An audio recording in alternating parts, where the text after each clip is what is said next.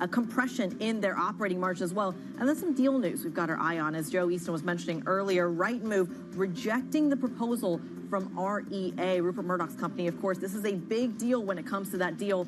Do we start to see more offers, a higher offer? We'll see all that shake out at the market open, Guy. So much to think about this week. We're building up to payrolls towards the end of the week as well. We need to factor that into our thinking too. But here we go. The Monday morning opening trade. What are we going to see? China's absolutely on a tear at the moment. Europe looking like it's going to be having a much more cautious start this Monday morning. And there you go. The FTSE 100 out of the gate. Little bit of negativity there. But how are the miners going to trade? What is that story going to look like in London this morning? How are they going to be factoring what is happening with the iron ore price? Stock 600 is down by 0.2%. What's happening in the luxury space right now? What's happening for the auto space as well? We need to be thinking about all of that. Could take a while for the CAC Iran to get going this morning. Certainly could take a while for the DAX to get going this morning. The reason for that, we're watching what is happening with the luxury names. We're watching what is happening with the auto space very, very carefully. The IBEX is down by 0.3%. This feels like a very different picture to the one we saw in China. Is China isolated, or is there a spill-out effect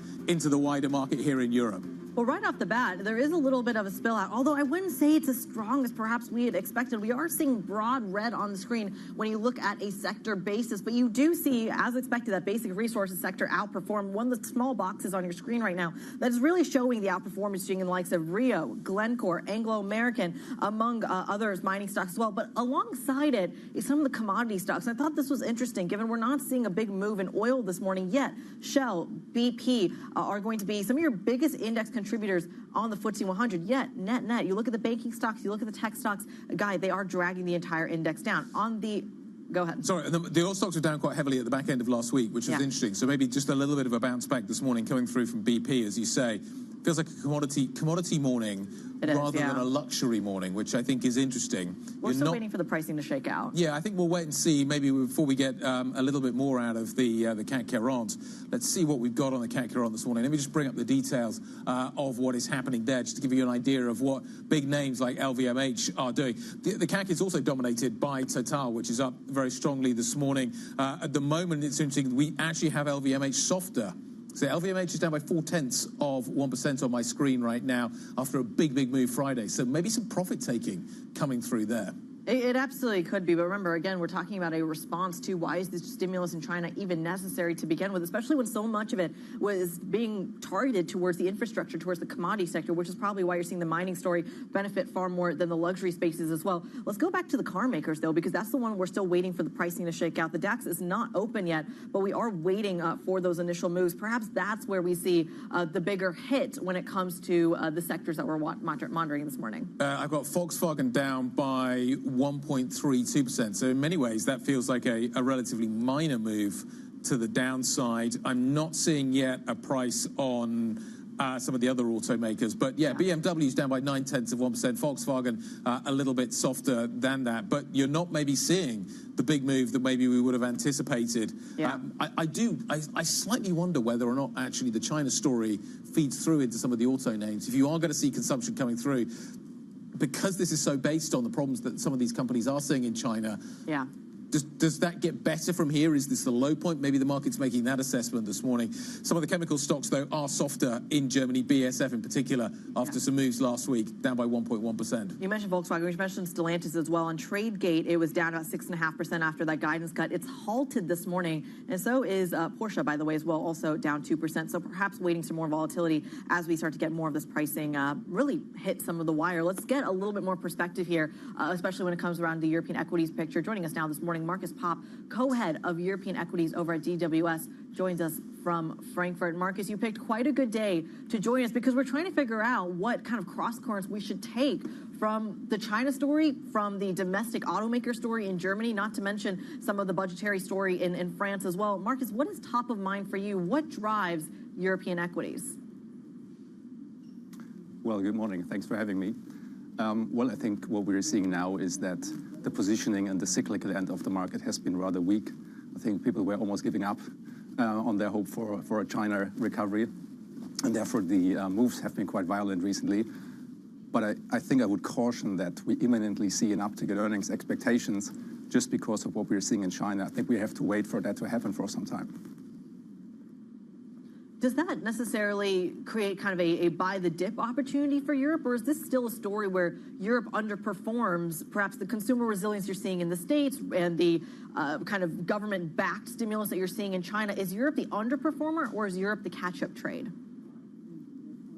Well, I think it's clearly the catch-up trade still, because the discount versus the US market is still quite significant. But in the end, it will come down to earnings expectations, earnings momentum for the European market to have a sustained move upwards. And I think for better earnings performance, to see that really happening, I think we have to wait, actually. I think right now we see an improvement in sentiment, which is driven by the more stringent action that we see in China. And that's good news for sure for the European equity market. But I would caution against expecting that we will see, like in 3 or 4 weeks, companies saying, oh, actually China is picking up. I don't expect that. I think it will be a slow burn. It's rather what we're seeing in China is it's getting less bad. But for a sustained move upwards, I think we have to see actually things improving on the ground and therefore earnings expectations to be moved upwards. And I think it's a bit too early for that. Marcus, do you buy European equities if the ECB cuts rates in October? Well, being responsible for European equities, I do buy them, of course. No, but kidding aside, yes, I think it's, in a way, central banks are easing in Europe. They are easing in the US, which is a good sign for assets in general, for sure. And if we see, in addition to easing, an improvement in economic sentiment, if we actually see numbers on the ground improving, then I think we are up for actually decent returns also going into next year. All I'm saying is, I think we have to be mindful that it will be a bumpy ride and there will be opportunities, especially after this move we've seen so far, to add on European equities if we get a sustained uptick in earnings expectations. And why I'm saying do you think the headwind not right now is... Sorry. Yeah. Do you think the headwinds for European equities are getting greater, or are they diminishing? No, they're diminishing for sure. They're diminishing for sure. Because I think Europe is bottoming out, but it's not really improving. It's just bottoming out. At least that's what we're hearing from the company side. We've seen leading indicators being quite weak for some time. I mean, just imagine the IFO is down 4 years now. The IFO peaked 4 years ago. So it's quite a long way to go. Or we've seen quite a long way going down. And I think it's stabilizing now. And therefore, what's happening in China, it's good news per se. It's adding to the sentiment for Europe. But we have to be mindful. There's a structural change in the competitive landscape out of China. On the automotive side, we've seen that also on the industrial side. Chinese companies have become much more competitive. And therefore, it's cyclically helping, but the structural headwinds for Europe and also for the export-driven model for Germany, it's not going away. Well, Marcus, you mentioned the EFO data as well, and one of the key pieces of that was this lack of pricing ability that you were seeing, not just in Germany, but it's something you're seeing across Europe as well. I'm curious about your views on the future of margin, of operating margin specifically. We know it's driving Volkswagen and Stellantis down in the early trade this morning. What does margin pressure look like in the next 12 months for European equities? I think it will be there. I would not expect margins to improve. I mean, it remains to be seen, but a lot of deflation and price competition is coming out of China. China has been exporting deflation. And unfortunately, even with the stimulus, that's not going away. We've seen companies in general talking about severe price pressure in the Chinese market. And of course, that slips through the world, right? Because many products that are sold in China can be sold everywhere else.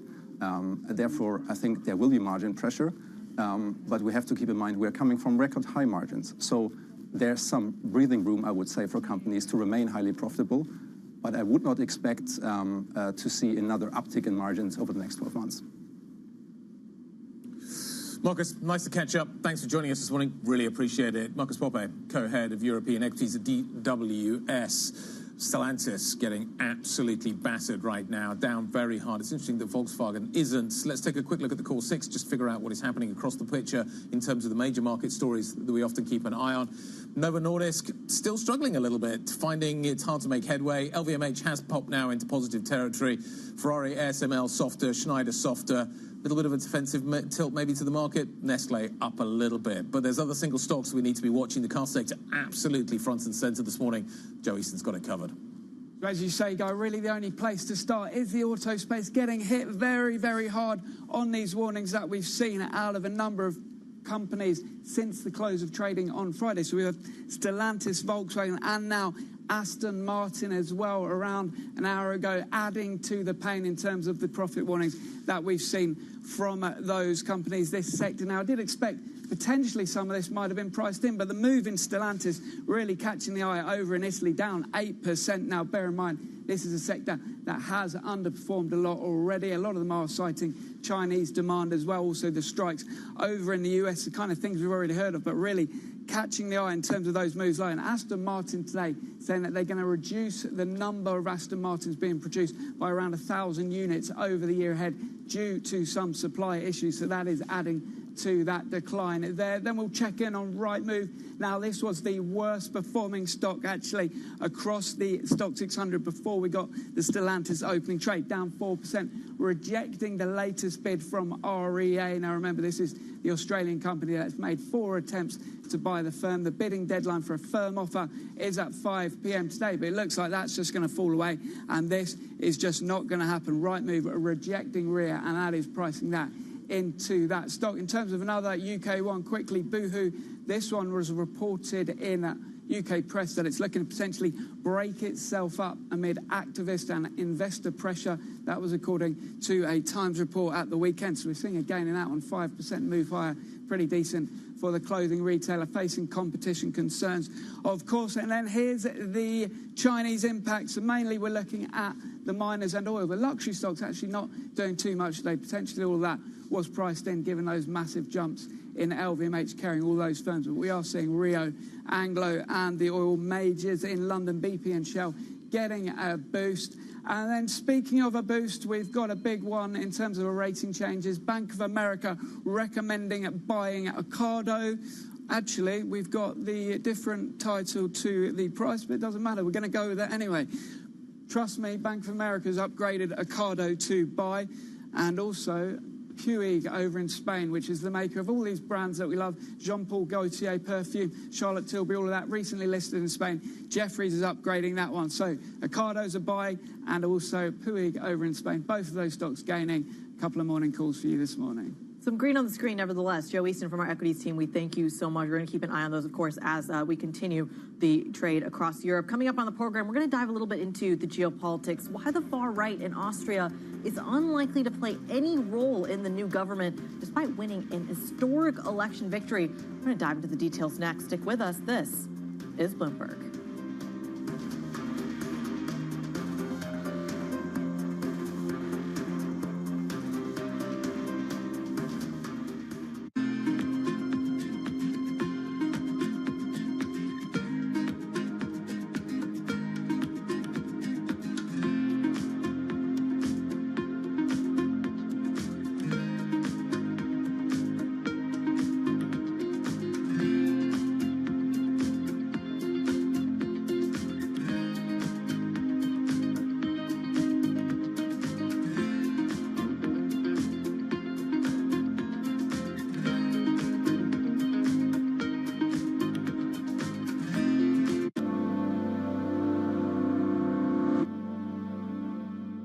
Welcome to the world of decentralized finance. With the surge in Bitcoin, you have crypto stocks also surging. Bloomberg's covering all things crypto, the people. This is a political attack, and we must hold our elected officials accountable. The transactions. Really a record-breaking moment. Bitcoin is the exit strategy. And the technology. Awareness is going to grow, and these things grow the overall industry. Crypto as an asset class is here to stay. Bloomberg Crypto, only on Bloomberg. U.S. jobs numbers are released. Bloomberg has the report under surveillance with crucial data and expert analysis at terminal speed. Nobody covers jobs day like Bloomberg. Bloomberg Surveillance covers the latest in global markets and the political events that influence your world. Join Jonathan Farrell, Lisa Abramowitz, and Anne-Marie Hordern only on Bloomberg. Context changes everything. This is Bloomberg News Now. News when you want it at the touch of a button. Another volatile day on Wall Street. We're seeing big moves. All eyes on Capitol Hill as Democrats and Republicans prepare. Today's job numbers casting doubt on the Fed's next move. Inflation remains front and center. And that's news when you want it with Bloomberg News Now. Get it 24/7 on the Bloomberg Business app, Bloomberg.com, and anywhere you get your podcasts. Bloomberg News Now. Context changes everything.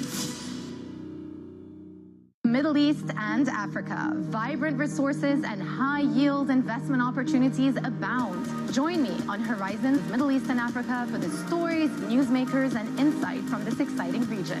Now weekdays, only on Bloomberg. From our studios in New York and San Francisco, our expert hosts have the data and analysis about the companies you know and the startups to watch, plus the interviews you don't want to miss. Watch Caroline Hyde and Ed Ludlow on Bloomberg Technology, the only daily business show dedicated to tech, right in the middle of the trading action, every weekday, only on Bloomberg Television. Context changes everything. Bringing you up-to-the-minute financial news whenever and wherever it happens. I'm Michael McKee at the Federal Reserve, and this is Bloomberg.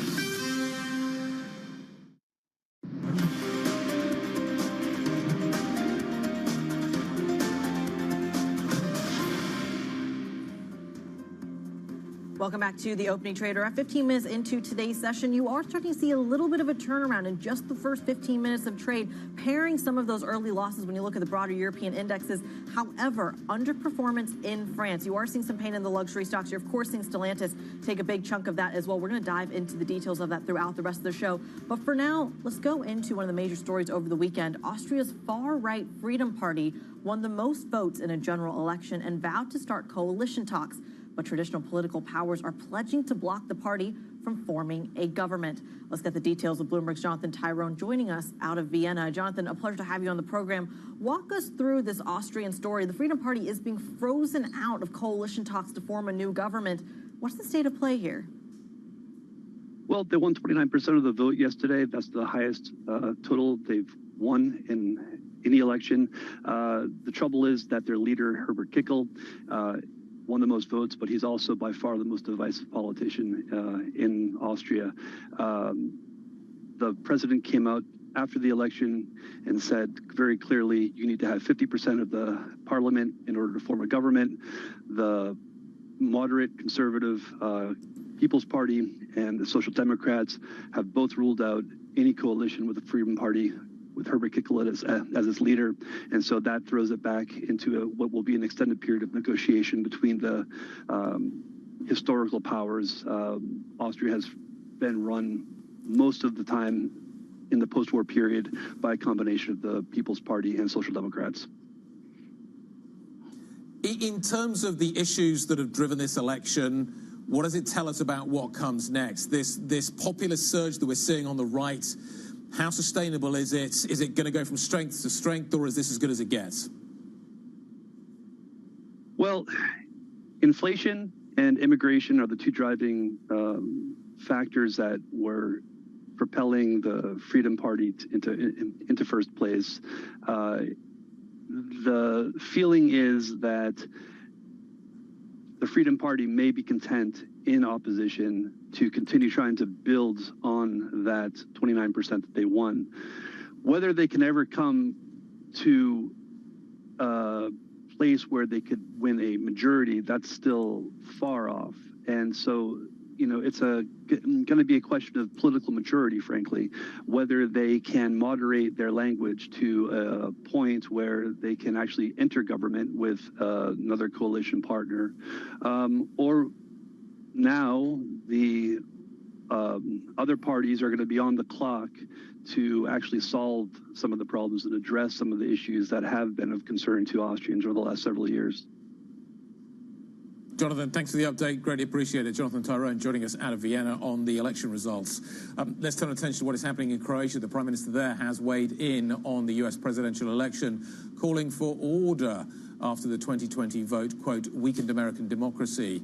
Andrej Plenković spoke to Bloomberg's Vonnie Quinn. It is up to the American people to decide. What is important that the America walks out of the elections in November by strengthening American democracy, because everybody looks up at what happens in the United States.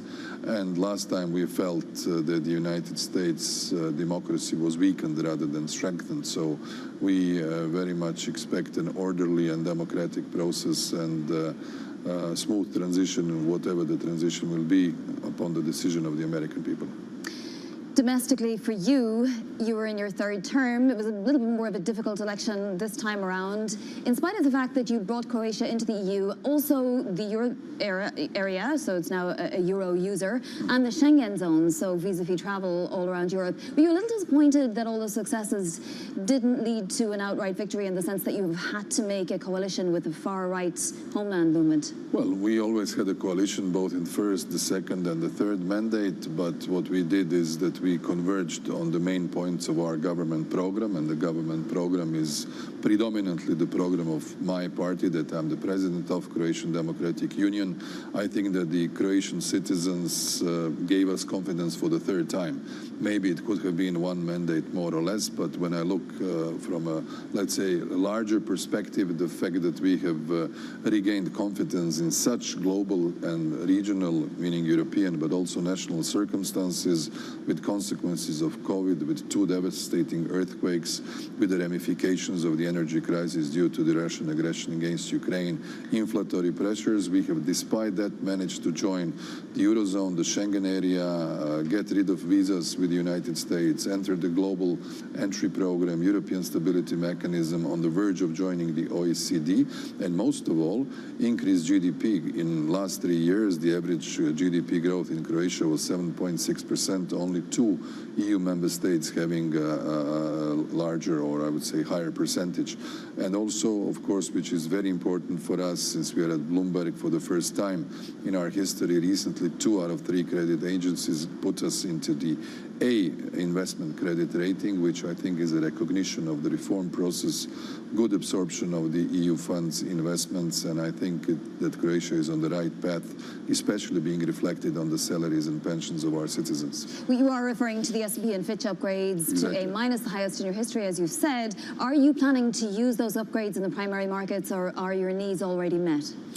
Our needs in terms of refinancing, that's our continually, I would say, refreshed. But what is happening now, we are, of course, having the possibility to have lower interest rates. There are immediate effects on our banking sector, in the sector of loans for our citizens, and the entire economic perception of Croatia having been fully with our 2 feet in the heart of the European Union, with a very good reputational assessment by the credit rating agencies, is a boost for Croatian economy. Most of the business sector that I've been in touch with are really excited with this development, and it's helping them to work on their productivity, it's helping them to work on their exports and contribute to the Croatia's economy.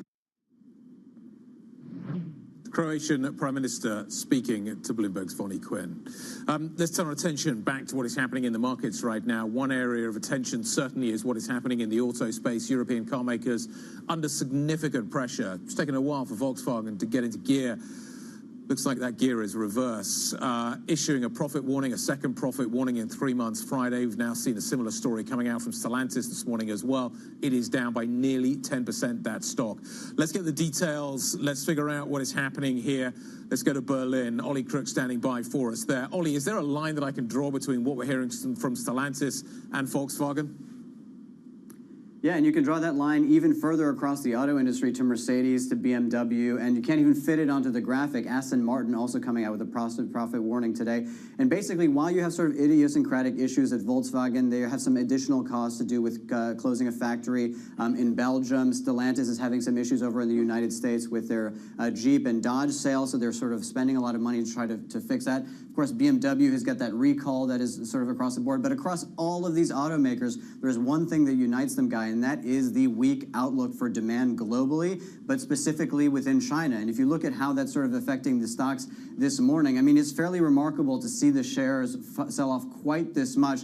5% over at Volkswagen, Stellantis 10%, and Aston Martin 14%. And when you put that into sort of the context for the broader year, why I'm so surprised that there's such an aggressive sell-off today is because these stocks have already been crushed year to date across the board. So to tell you that even though they have sort of all this bad news priced into these markets, into these stocks, that you're seeing further and further aggressive selling with every sort of profit warning here, it's, I think, significant. Again, year to date, 15% on Volkswagen, Mercedes 6, BMW 20, and Stellantis down almost 40% this year. Yeah, Ollie, Guy and I were talking about that. The steepness of it, the margin of the move is what's really worrying here. What's the plan to turn it all around? What's the antidote?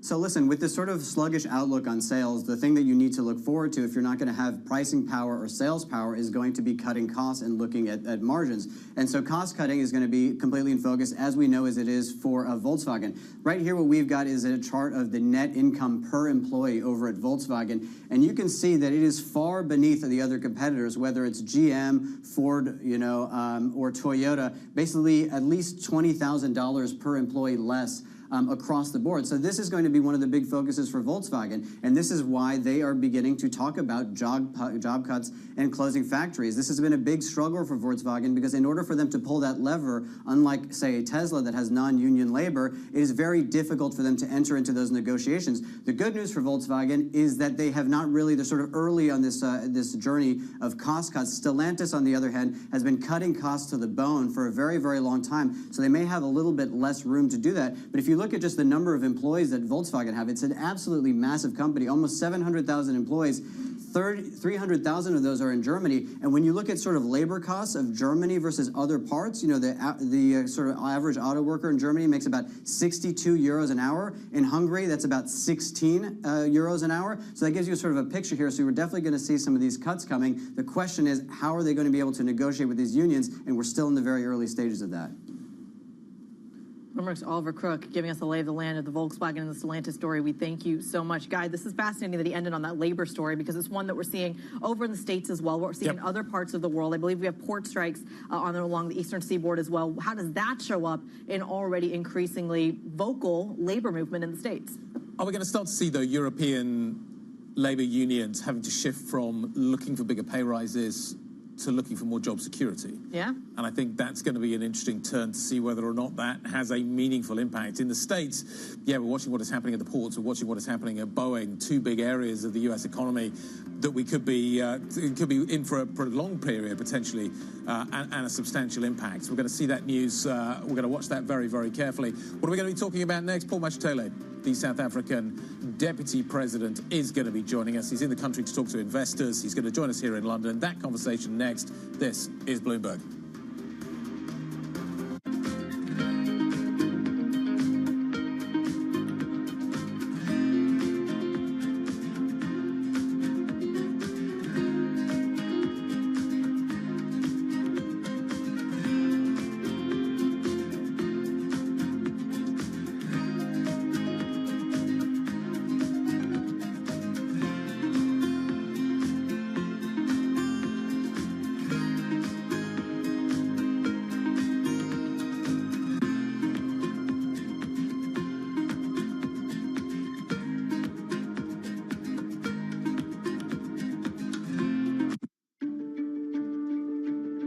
I think one of the dirty little secrets of credit is that the businesses generally don't pay you back, right? The markets pay you back, M&A pays you back.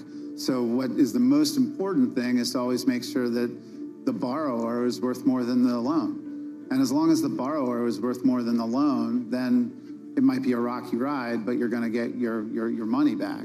And this world where there's these disruptive companies that, have, let's call it 100, 200, 300 million of ARR, are looking to not raise equity capital because of the fact that they raised it in 2021 or 2022, and no one really wants a down round. But there's a lot of capacity in the capital structure to have, let's call it a structured solution. We think that there's a lot of opportunity with those businesses.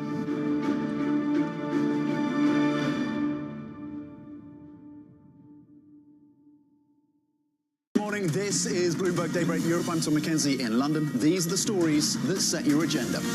Taking you from the U.S. market's close to the overnight session in Asia. We'll walk you through what you need to know to kickstart the European trading day. Live from our European headquarters, we bring you the day's top market-moving stories, unmatched expert analysis, and on-the-ground reporting from across the continent. Tune in every weekday at 6 a.m. London time, only on Bloomberg Television. The countdown is on. Everything you need to get the edge at the end of the market day. Big tech earnings kick off later this afternoon. Gilead is coming out right now. We have Take-Two numbers. Back to the markets, right? Our bread and butter. NVIDIA is one of the best stories in the tech space. That actually matters a whole lot more. It might shock some of your viewers. You're watching The Close.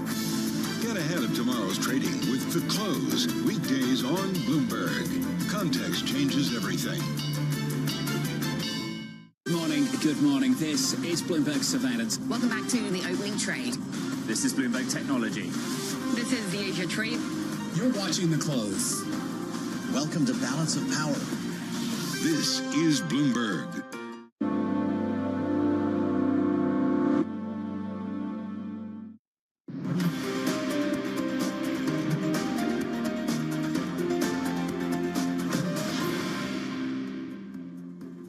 Minutes into the equity market session here in Europe, and as you can see, we do have some weakness, though we are starting to firm a little bit.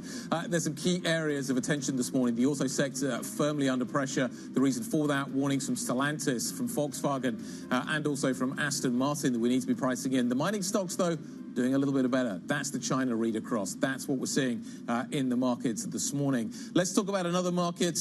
Let's talk about South Africa. South African stocks are having their strongest third quarter in 11 years amid optimism that falling interest rates and a market-friendly broad coalition, a unity government, will boost growth. The so-called Government of National Unity, installed after May's election, has spurred hopes of fixes for the energy and transportation problems that have hit the South African economy so hard. Remember, South Africa, the most industrial economy in Africa. Let's talk about what comes next and what is happening within the South African economy. South Africa's Deputy President, Paul Mashtele, joins us around the table. Not sure if the scarf's just to kind of comment on South Africa or on London's weather this morning, which seems to be changing, and maybe it's a required piece of clothing. But welcome to the program. Thanks for joining us. Look, you're here to talk to investors. Yeah. Investor sentiment has improved towards South Africa. The unity government seems to have been a major turning point. Yeah. Cyril Ramaphosa's decision to do that seems to have really changed the view of the economy. Yeah. What now needs to happen to keep this on track, to keep sentiment buoyant? What message are you bringing to investors here in London? Well, firstly, let me greet you, Kai and Kriti, and thank you for welcoming me this morning. Well, the first thing I want to say is that the Government of National Unity is working. It's well and good. In fact, I'm here in the UK with a number of ministers, and our message is very clear. I want to say to the investors here, come to South Africa. We are open for business. We want you to come and invest in various sectors of our economy.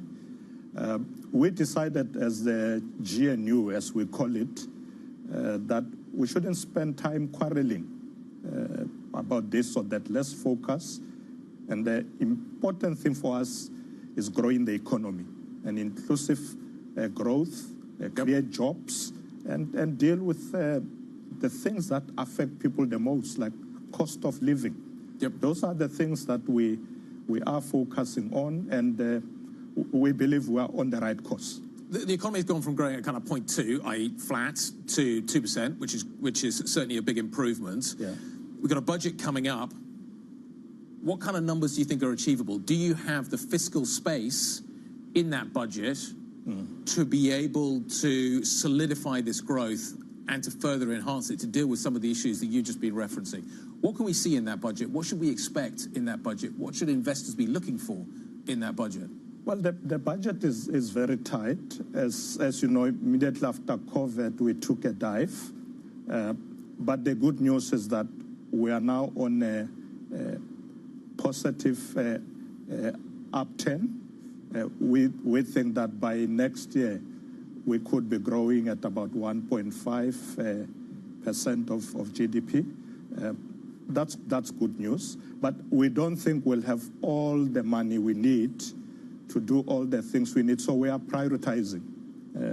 We got a lot of ministers and we said, look, maybe cut here, but put the most important things first, especially those things that will help us grow the economy, create jobs. We are also looking at beneficiating our minerals. In the past, we're like an extractive economy. We take our minerals out. Now we are saying to investors, come in South Africa, let's produce finished goods here. Let's ensure that we can train people, because there are a lot of people who need skills, produce new goods. So that's our approach now. We think we shouldn't continue this approach of exporting our minerals. So slowly, we would now focus on local beneficiation. You mentioned the cost of living, and of course that being a key focus for the government. You also mentioned how much pressure the budget is facing.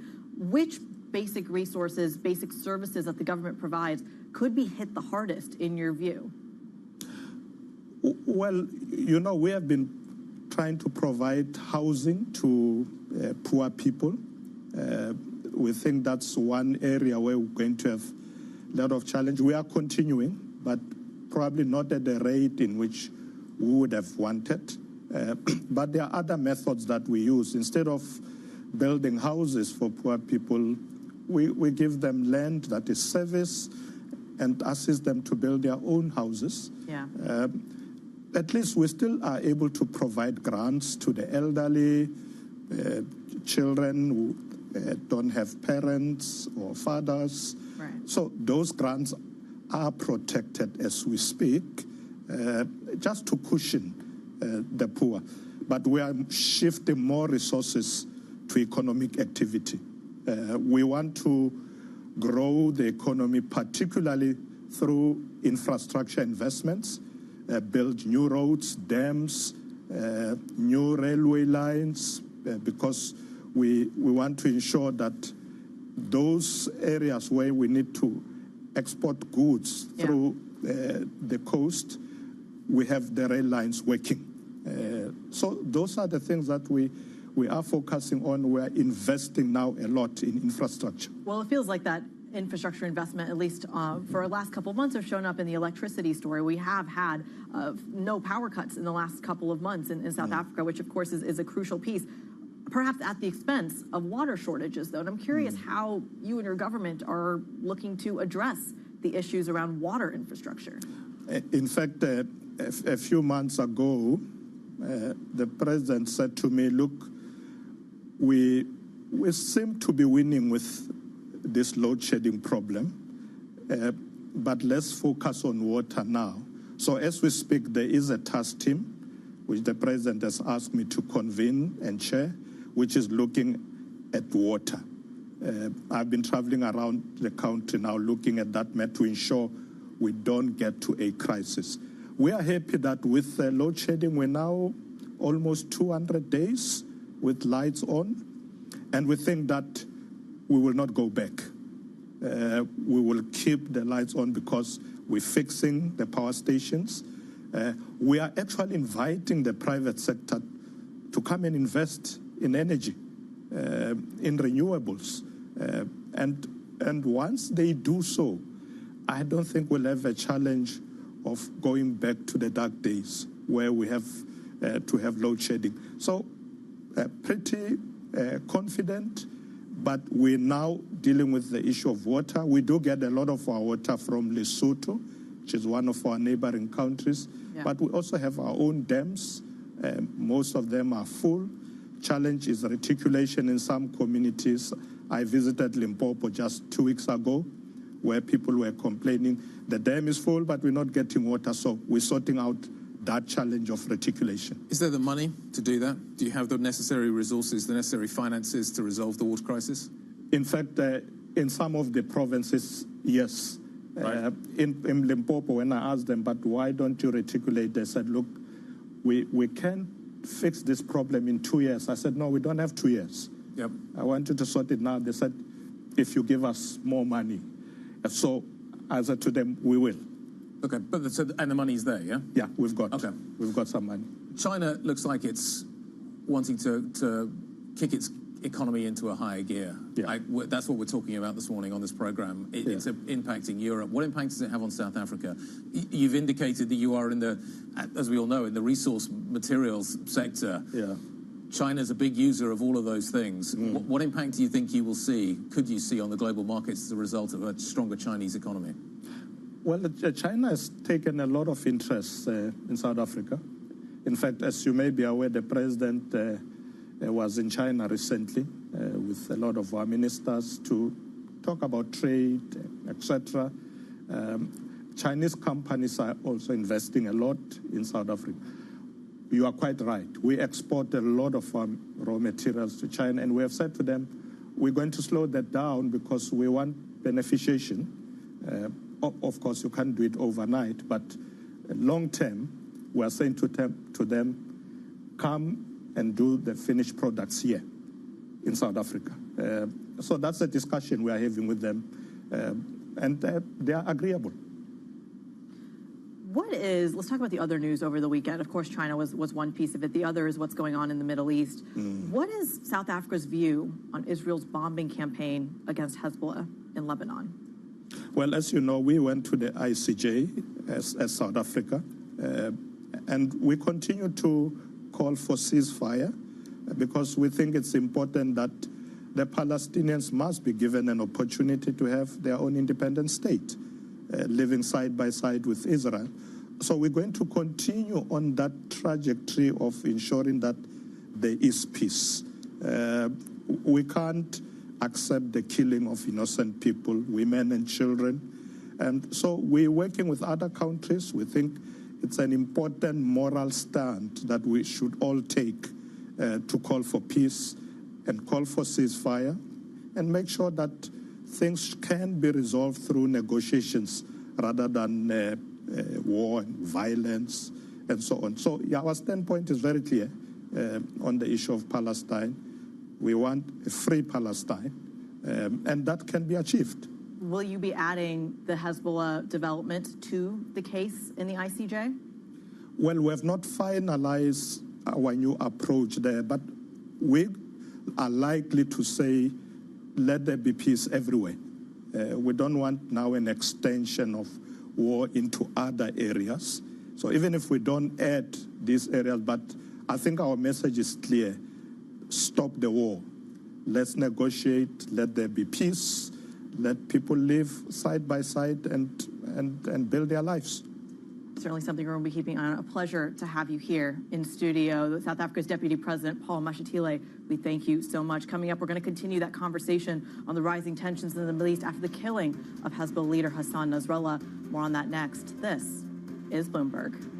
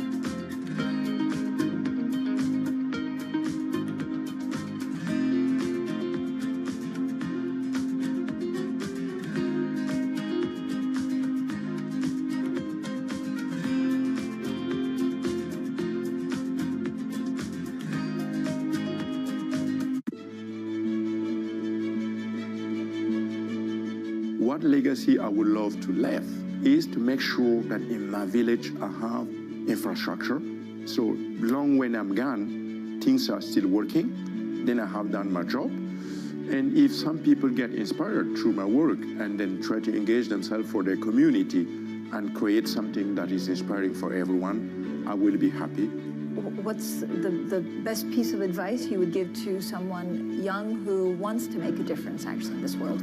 In architecture or with something else? Wow, I'm not the right one to just do that. I think you are. Yeah, but with the pressure you have, and then you try to be the good one, the fancy guy, the intellectual one, I have no advice then to believe in yourself and really work hard. You know, when I started, no one would have imagined that I will be able to see my name connected with Aga Khan or Pritzker or sitting at Bloomberg to talk about sustainability, about future of sales. No, myself 5 years ago, if you told me that, I will say no. I will never imagine. So I will encourage everyone to believe in what you're doing and not try to run after the newest of the newest. Just be consistent. Just work on things that matters for you. Really, at the long term, it pays.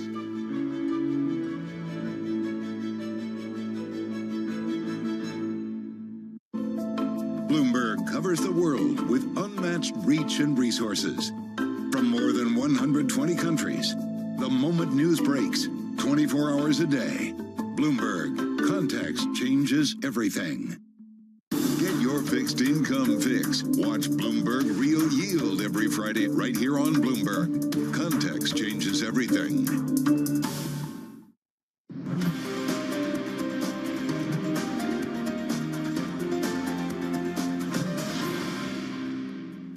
As long as Hezbollah chooses the path of war, Israel has no choice, and Israel has every right to remove this threat and return our citizens to their homes safely. And that's exactly what we're doing. This madness cannot continue. We condemn this aggression, and we demand that it stops immediately. We must not, we cannot have a war in Lebanon. Israel cannot, without consequence, just expand its operations to Lebanon. Now is the time for the parties to finalize its terms, bring the hostages home, and secure security for Israel and Gaza free of Hamas grip. We condemn Israeli crimes against humanity. It is imperative that the international community should immediately stop the violence and bring about a permanent ceasefire in Gaza. World leaders speaking at the UN General Assembly last week. Let's focus on those latest developments in the Middle East, where Israeli strikes have hit Houthi targets in Yemen following the killing of Hezbollah leader Hassan Nasrallah. Let's get more on the story with Bloomberg's Horizons Middle East and Africa anchor, Jumana Bersechi, watching the story very closely. Jumana, give us a state of play here in terms of what's going on in the region.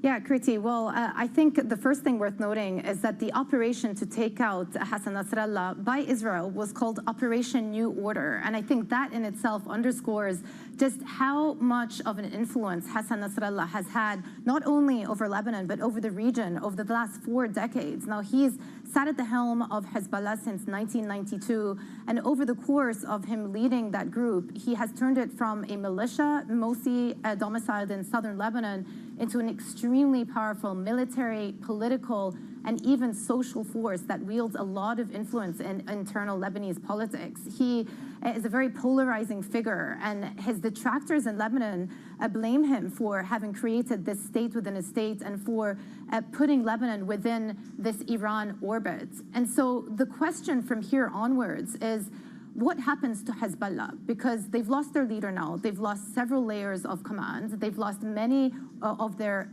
operatives who were injured or seriously, critically injured in those explosions that happened a week ago. And so from here onwards, will they manage to regroup? And to what extent is Iran willing to step in to help Hezbollah with those regrouping efforts? So as long as those questions remain unanswered, what we're seeing on the other side is the airstrikes from Israel into Lebanon and into key targets in Lebanon have continued over the course of the weekend. The death toll just from this weekend alone is 100. We're hearing this morning that the Hamas political chief in Lebanon was also targeted in an airstrike overnight. There was another airstrike in central Beirut around the Kola area, which took out another 4 people, 3 of them from a Palestinian resistance group. And so, again, what you're seeing is an intensification of airstrikes over the weekend. No sign of either side relenting yet. Jumana, is there surprise in the region that we are seeing such a muted response coming from Tehran at this point? I think there is a bit of a surprise. And what people in the region are saying is that Iran have essentially washed their hands of Hezbollah. But deeper analysis would show that even within Iran, there are lots of debates going on as to how they should respond to this. You've got, on one hand, the more reformist president. You've got President Pezeshkian. Remember, he addressed the UN General Assembly last week, and he was more conciliatory in tone. He suggested opening up dialogue with the West, the potential watering down of some of the sanctions that have crippled the Iranian economy, negotiations potentially about their nuclear ambition. So that's the language, official language, that's coming through from the president. But of course, you have to remember that IRGC are still very much the hardliner group that dominate the Iranian regime here, and they have been calling for a harsher retribution. Now, if you rewind back to April, that was the first time that Iran attempted some sort of a direct retaliation against Israel. All of their efforts were intercepted. And so the question for Iran is, do they risk getting dragged into a broader conflict, one that would lead to a regional and bigger war that could set them deeply back in case Israel starts targeting directly some of the Iranian infrastructure? Or do they take a hands-off approach and bide their time, give Hezbollah the opportunity to regroup and then rethink their strategy later on? And that seems to be the big question at the moment. But for many, at least within Lebanon, there is a sense that for all of these years, Hezbollah was beholden to Iran, and when Hezbollah needed Iran, Iran didn't show up for them. Jumana, lastly, how does this affect ceasefire negotiations and ceasefire talks? Have we heard anything from any of the parties involved? Yes. So, and I think that's a really important question here, because what has emerged has been an explicit linkage between what is happening now in Lebanon and the situation in Gaza as well. You heard once more from President Biden over the weekend saying that the U.S. fully support Israel's right to self-defense, but at the same time, it is time for a ceasefire in Gaza and a ceasefire in Lebanon. You even heard from the Lebanese caretaker prime minister. Remember, it's a caretaker government at this point. Over the weekend, he's been largely absent over the last 10 days, and he said that Lebanon would like to see a ceasefire, and Lebanon is ready to implement UN Resolution 1701. And this is the resolution that I spoke about on Friday that came as a result of that 2006 war, stipulating that Hezbollah retreat from the border and lay down their arms. And it's difficult to see Israel accepting any ceasefire unless they feel that Hezbollah are willing to step away from the border and cease firing rockets into northern Israel. Joanna, where are people going? Those that have been displaced, where are they going? Yeah, so the Prime Minister, in the comments that I just mentioned on Saturday, mentioned that there are up to 1 million Lebanese displaced people in the country now. The World Food Organization has said that this is the beginning of a humanitarian crisis. People are spreading out throughout villages and towns in Lebanon. They don't have anywhere to stay. They're sleeping on the roads. They are sleeping in their cars. They're sleeping close to the sea. People think that staying close to the coastal area will provide some form of protection. There has been limited support by the government, and even though I spoke to the Lebanese economy minister on Friday, they said it was a priority of theirs to provide the support that is needed. They have enough food and supplies and rations to last 4 to 6 months. That doesn't appear to be the case in terms of allowing those rations to be supplied to the people who need them, and therefore there has been a big push from these humanitarian NGOs to step in and help alleviate the situation that many of these displaced people are going through. And just to give you some context here, during the Syrian uprising, what you saw is hundreds of thousands of Syrian refugees come into Lebanon. What has happened now is many of those Syrian refugees have decided to go home because Lebanon can't provide the shelter and the security that those Syrian refugees needed. Jumana, Thank you very much indeed. Bloomberg Horizon's Middle East and Africa anchor Jemana Masechi joining us on the situation in Lebanon. Quick update on what is happening in the auto space here in Europe. Stellantis has just reopened. It's down by nearly 13%, 12.5%. That car stock weighing heavily on the French market. For instance, Renault is down by nearly 6%. Volkswagen's only down by circa 3% at the moment, but still, this is a sector as a whole is down by 3.5%. Some big losses being reported within this space. The entire sector, including Ferrari, down. Even Ferrari is down by 1%. We should mention in the context of the car maker space, there is a report out from an Italian newspaper, Il Sole, talking about a joint meeting between the heads of both Renault and Stellantis.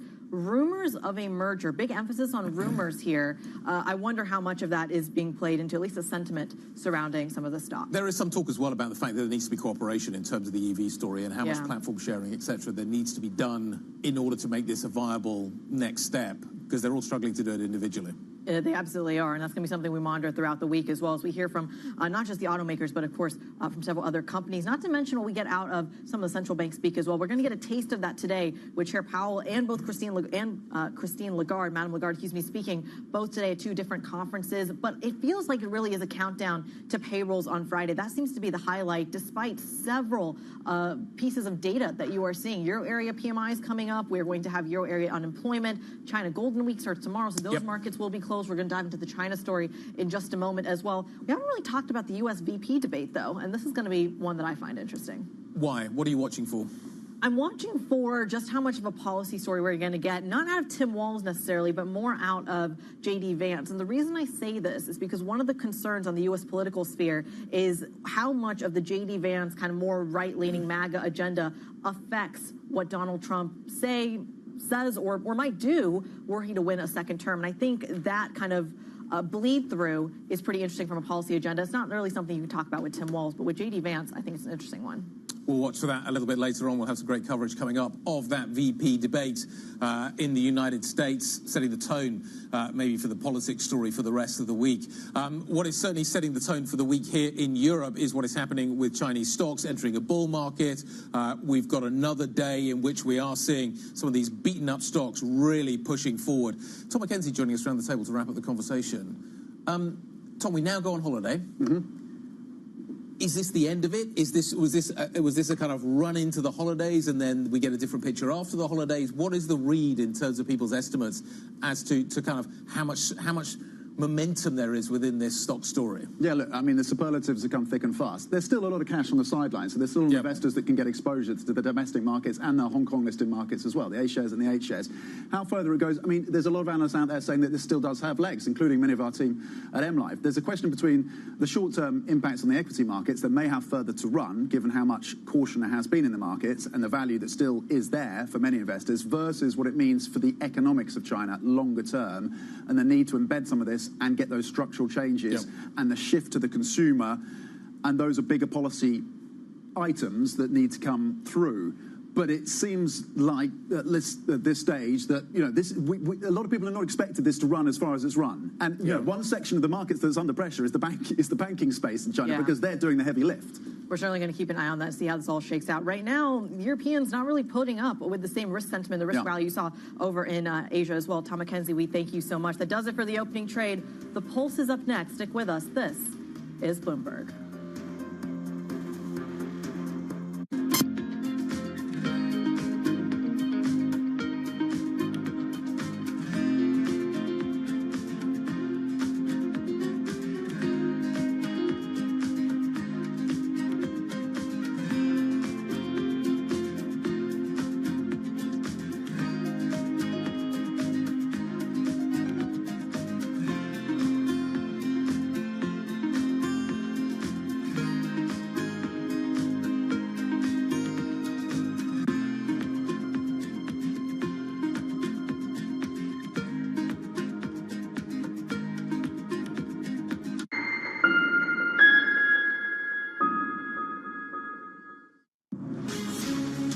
From the beating heart of global finance, economics and politics, and wherever newsmakers are moving markets, Bloomberg brings you conversations that allow for deep discussions and important insights. What do you think the future is for inflation? Is this a new normal? Are markets too optimistic? How do you worry about the things that are outside your control? How does the current fighting completely stop? I'm Francine Lacqua, and this is The Pulse, every weekday only on Bloomberg.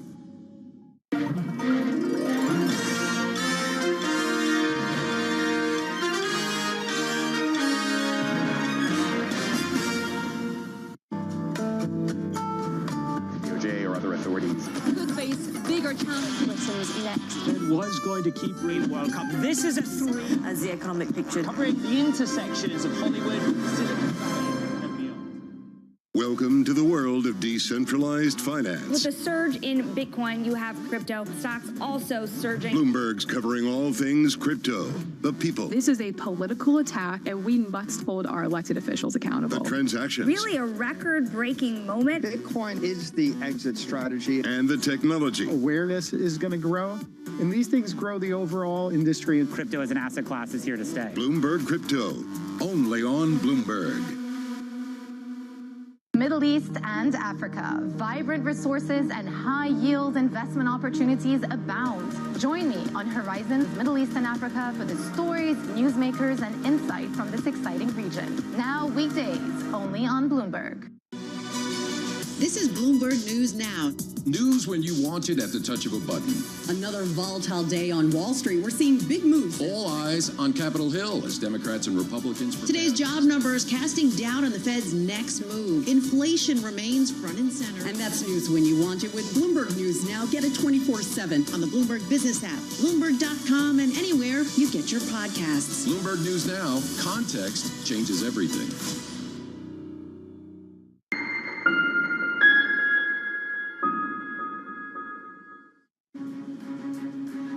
Chinese stocks enter a bull market, soaring for a 9th straight day as authorities roll out fresh property easing steps as part of a massive stimulus package. Well, tensions in the Middle East escalate after the killing of Hezbollah's leader, Hassan Nasrallah, with Israeli jets targeting Yemen's Houthi rebels, bombing a seaport and power stations.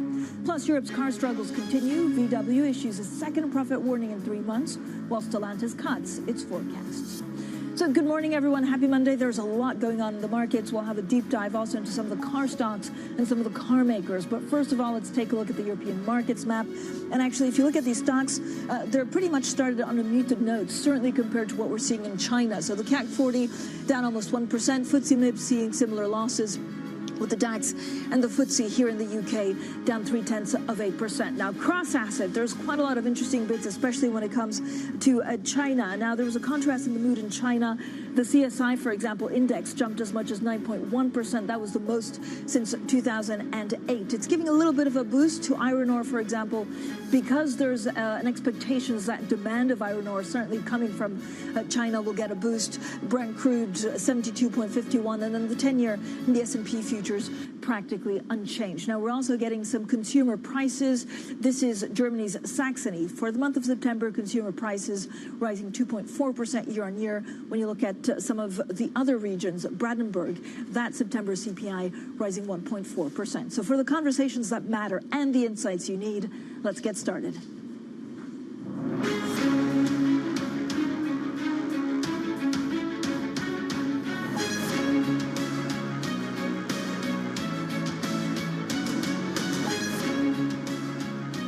Newsmakers and market movers. This is The Pulse with Francine Lacqua. Well, good morning, everyone, and welcome to The Pulse. I'm Francine Lacqua here in London. Now, Israeli media are hailing the dawn of what they're describing as a new Middle East after the leader of Hezbollah was killed in an Israeli airstrike in Beirut on Friday. Well, with us in the studio is Bloomberg's EMEA News Director, Roslyn Matheson. Also joining us, Oma Mizrahi, a senior researcher at the Institute for National Security Studies in Tel Aviv. Oma also served 26 years in the Israeli Defense Forces. So thank you, Oma, for joining us. Roz, let's kick off with you. Is the next couple of days, it feels like tensions are extremely high. We don't know how Iran also responds to the killing of the Hezbollah leader.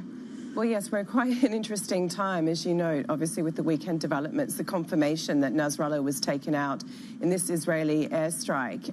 The question, obviously, is what does this mean now for Hezbollah, but also for Iran, of course, as a strong backer of Hezbollah. You know, does Iran retaliate or not? What we're seeing so far is quite a measure of restraint from Hezbollah and Iran. So no signs they're planning to do anything immediately. Of course, Hezbollah has now been quite weakened over a period of weeks. A lot of its leadership's been taken out by Israel already. The question is who's going to lead it from here. Are they able to really do something even if they wanted to? But tactically, it seems as though Iran and I guess through that Hezbollah are taking the call that it's not a good time potentially to retaliate because that would just risk an all-out war. And it's quite clear that Iran sees that for itself, that's not something that it really wants to happen. So, Omar, how do you see things develop, or now how do you see things actually developing going forward?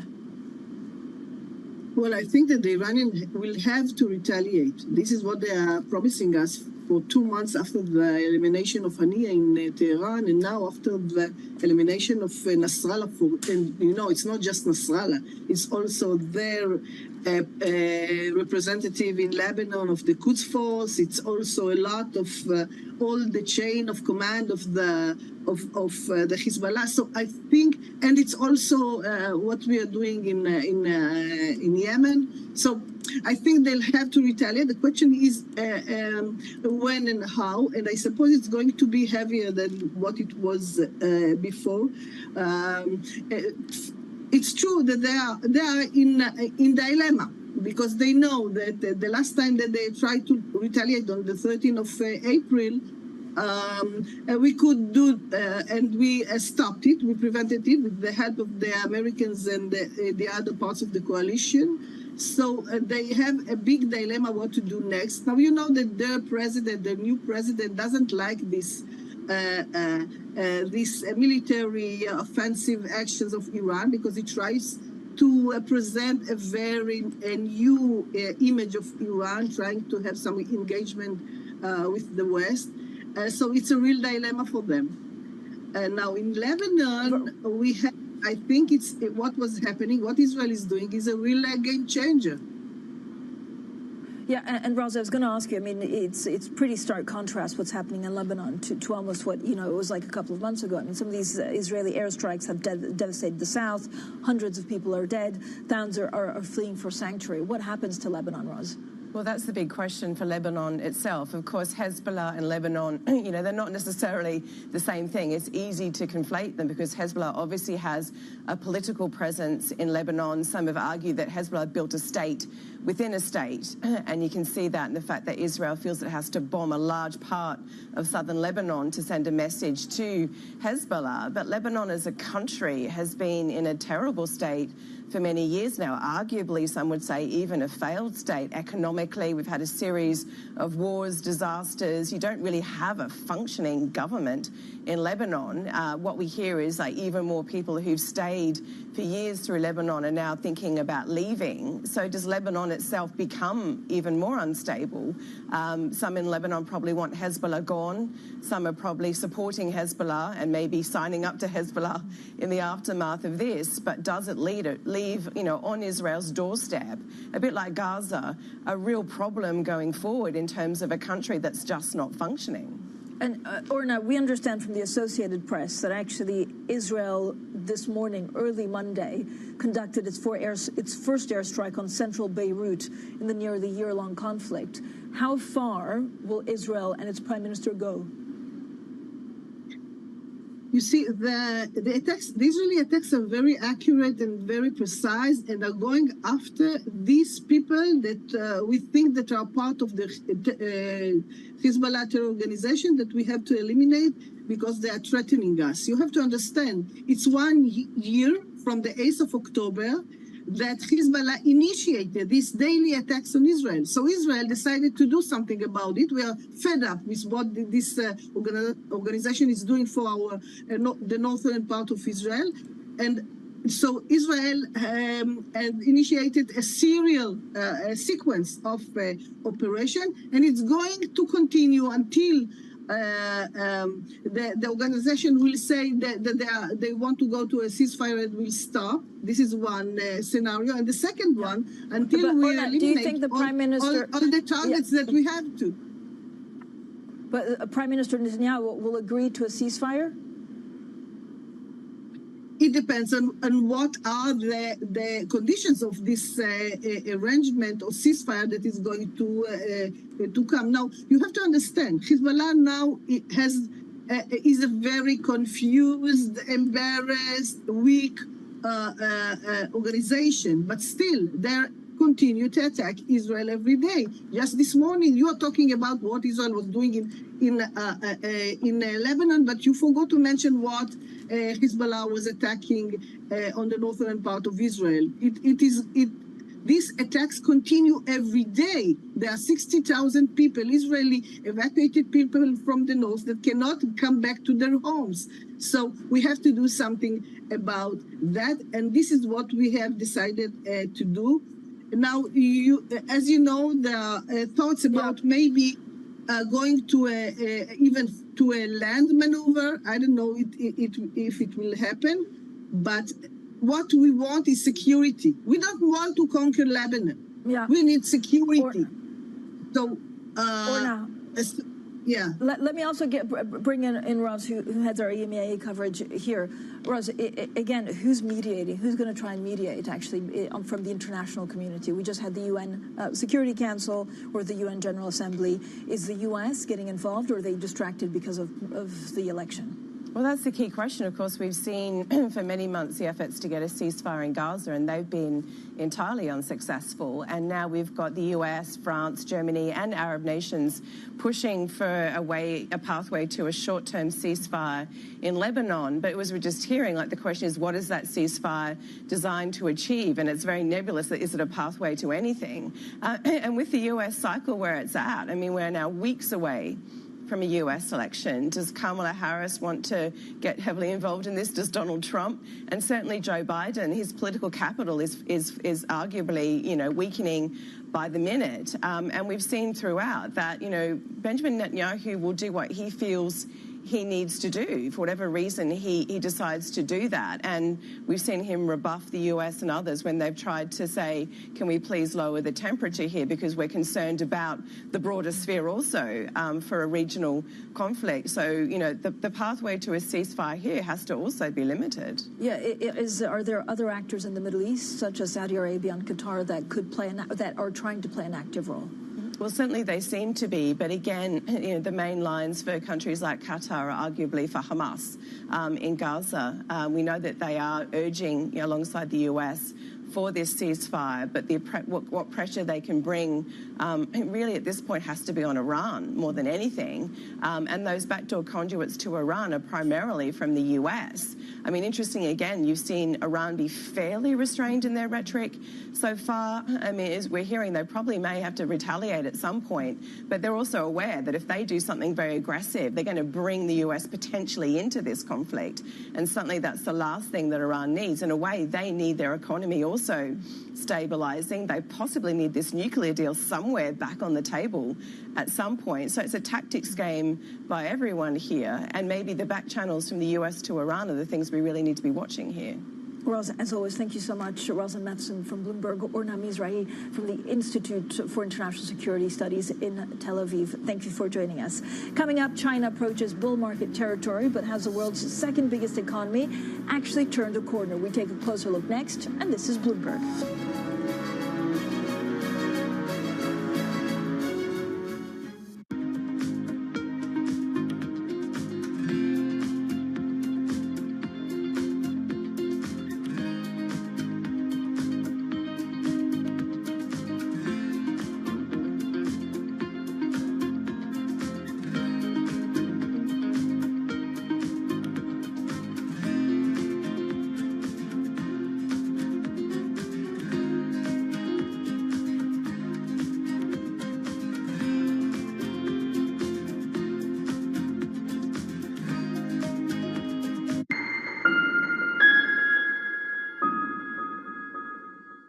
From our studios in New York and San Francisco, our expert hosts have the data and analysis about the companies you know and the startups to watch, plus the interviews you don't want to miss.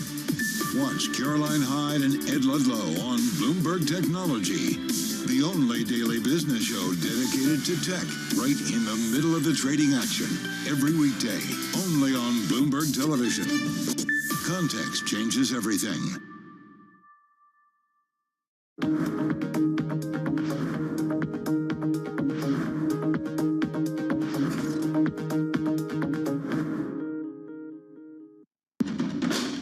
There is this real momentum from Wall Street. We are basically deep in the European earnings season. Take a look at how we're faring when it comes to Asian markets. Morning, this is Bloomberg Daybreak Europe. I'm Tom McKenzie in London. These are the stories that set your agenda. Taking you from the U.S. market's close to the overnight session in Asia. We'll walk you through what you need to know to kickstart the European trading day. Live from our European headquarters, we bring you the day's top market-moving stories, unmatched expert analysis, and on-the-ground reporting from across the continent. Tune in every weekday at 6 a.m. London time, only on Bloomberg Television.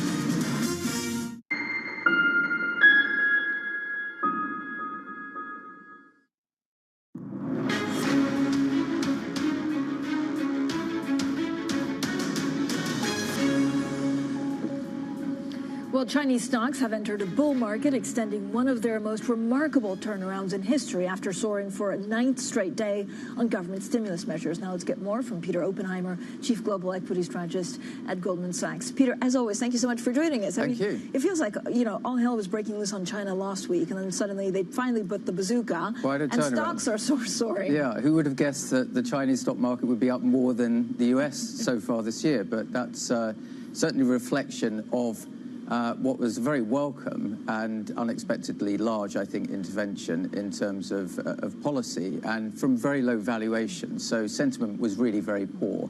But Peter, is it good for the Chinese economy? Because I know it's, iron ore is up, and there seems to be a renaissance for Chinese growth. But actually, the bazooka or the stimulus is only helping with the old world China economy. I think that's right. We still believe that the economy is slowing. And it's on a slowing longer-term path. And indeed, actually, the data seems to be reflecting a weaker economy than the government's target had been for this year. So in that sense, I think it was sort of long overdue to have some kind of support to try to stabilize the economy. But the question really is how this will play through in terms of economic growth and domestic demand over the medium to longer term. So how do you take advantage of that, if there's China growth or if actually it comes from a low base, what do you do with equities? Well, I think there's two things here. Firstly, the Chinese market was very cheap, very underowned, very unloved. And we've liked the A-share market, which we felt was most positively exposed to any recovery in the economy or intervention. Of course, that's now moved a very long way and valuations are more normalizing. But I think also it does provide some relief for very China-exposed companies outside of the Chinese market, which have been under a lot of pressure over the course of the last year or so, both because of the weakness in global manufacturing and also because of the weakness in the China economy. So to that extent, parts of Europe will I think, benefit as well. Peter, speaking of Europe, we're just getting some breaking news that I think is a Bloomberg scoop from Germany. Germany is set to abandon its forecast for economic growth this year. Germany has had a tough time. We had some data also in terms of inflation. When you look at opportunities in equities in Europe, what happens to Germany? Well, there's an interesting story right there that they're abandoning it. Of course, the approximate growth data and sentiment data was deteriorating very rapidly. But interestingly, the DAX has performed reasonably well also this year. And I think that's a reflection of the broader conditions supporting equities, a belief in, as we do believe, a soft landing in the US economy with rates gradually coming down. And the interesting thing, of course, is that the German market has a small number of very global companies in it, most of which have actually performed very well, particularly in the tech space. Domestically exposed parts of the German market and other parts of Europe have really been under pressure because of this weakening domestic demand story. And I think that will probably continue until or unless there's more aggressive intervention in terms of interest rate cuts and any other types of growth support that comes through. But if you look at U.S. equities, are they priced to perfection? Because there is, again, there's a lot of encouraging news out of the Fed, and I guess the market scenario is for definitely a soft landing. Yes, the market, I think, believes and is pricing a soft landing, and of course is pricing and expecting a number of interest rate cuts. And the market, in aggregate terms, is very expensive. It's right at the top of its 20-year range in terms of PE, for example. Some of that can be explained by the extreme concentration of the market and small number of very expensive but very high-growing tech stocks. But even if you exclude that, actually, the market is very fully valued. So our view is that the market will make progress there, but at a relatively moderate rate because there's not likely to be more valuation expansion. That prospect was bigger in places like Europe and China, but instead it will really be driven by profit growth. Do we see a lot of volatility? We also have a U.S. election, and of course, depending on some of the policies of who gets into the White House, right, some of the equities will suffer or gain, actually. Absolutely. So that's a complicated one because obviously, it's a very difficult thing to call, and there could be different implications for different companies depending, of course, on who wins, but also whether there's a clean sweep or whether there's a split in terms of the two houses.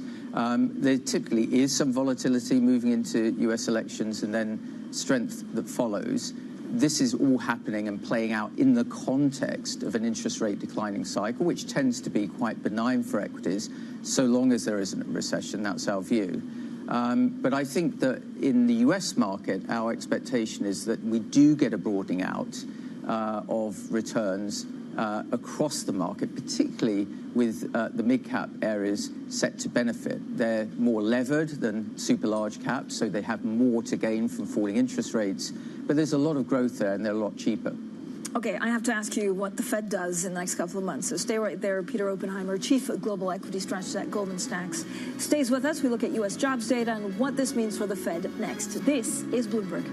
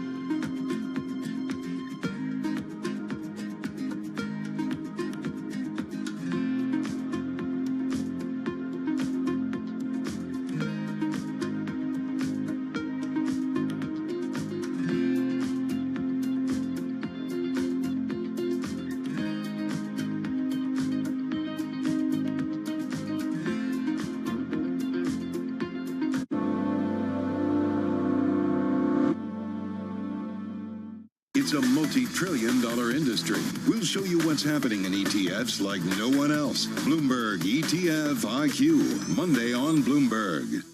The countdown is on. Everything you need to get the edge at the end of the market day. Big tech earnings kick off later this afternoon. Gilead is coming out right now. We have take two numbers. Back to the markets, right? Our bread and butter. NVIDIA is one of the best stories in the tech space. That actually matters a whole lot more. It might shock some of your viewers. You're watching The Close. Get ahead of tomorrow's trading with The Close. Weekdays on Bloomberg. Context changes everything. As we spend some time here on the broader presidential race. Let's focus in on European politics. Makes you wonder how politics might play out.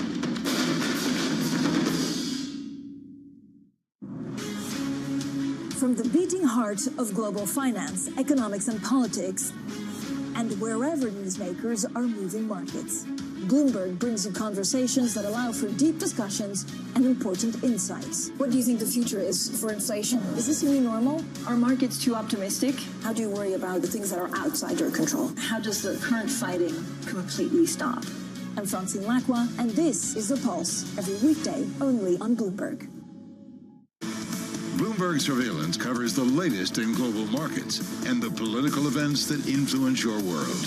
Join Jonathan Farrell, Lisa Abramowitz, and Anne-Marie Hordern only on Bloomberg. Context changes everything.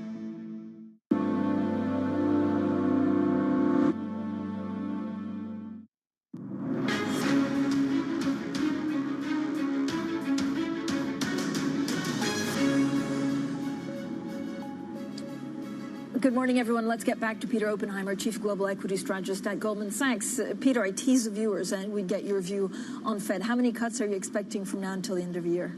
Well, we have quarter point cuts per meeting. We don't think they'll go or need to go more than that, basically because we're relatively optimistic about the economy. But I think we're going to get a consistent path of quarter point cuts per quarter through to the middle of next year to terminal rate of 3.25 to 3.5.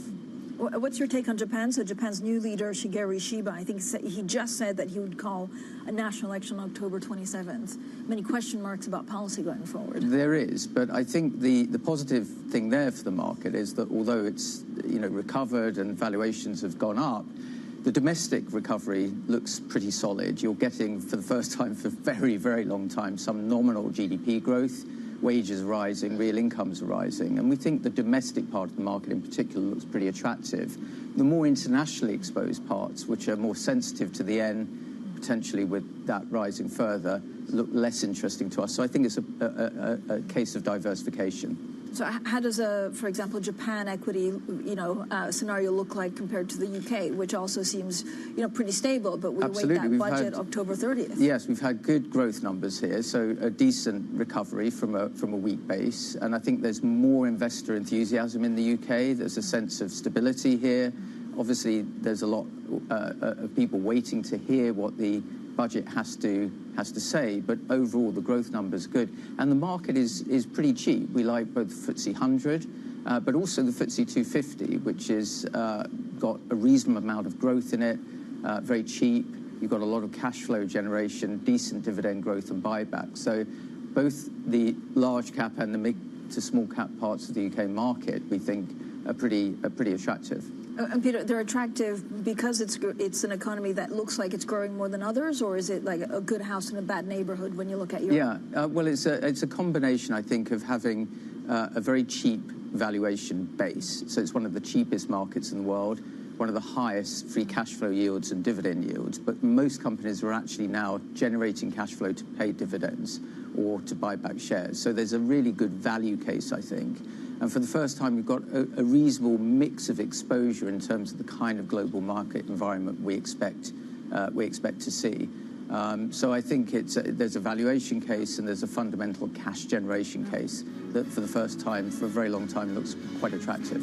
So interesting. Peter, thank you so much for joining us today. Peter Oppenheimer, Chief Global Equity Strategist at Goldman Sachs. Now, we're also getting a bit of breaking news. South Africa's 10-year yield falling below 10% for the first time since 2022. Up next, we talk cars and car makers.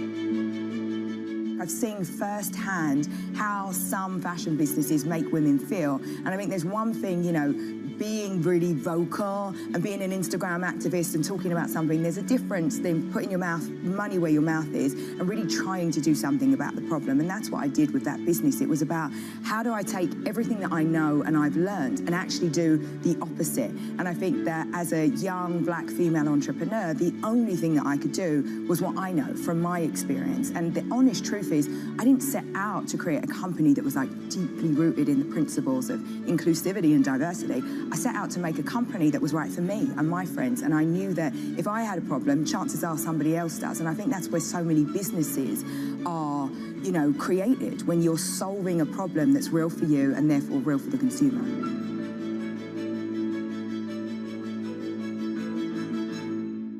Welcome to the world of decentralized finance. With the surge in Bitcoin, you have crypto stocks also surging. Bloomberg's covering all things crypto, the people. This is a political attack, and we must hold our elected officials accountable. The transactions. Really a record-breaking moment. Bitcoin is the exit strategy. And the technology. Awareness is going to grow, and these things grow the overall industry. Crypto as an asset class is here to stay. Bloomberg Crypto, only on Bloomberg.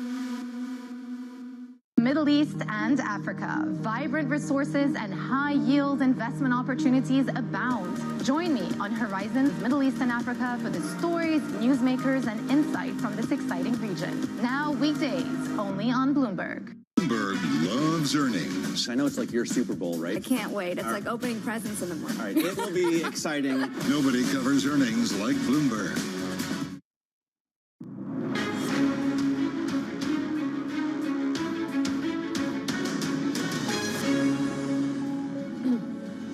Well, good morning, everyone, and welcome to The Pulse. I'm Francie Lacqua here in London, and these are your top stories. Chinese stocks enter a bull market, soaring for a 9th straight day as authorities roll out fresh property easing steps as part of a massive stimulus package.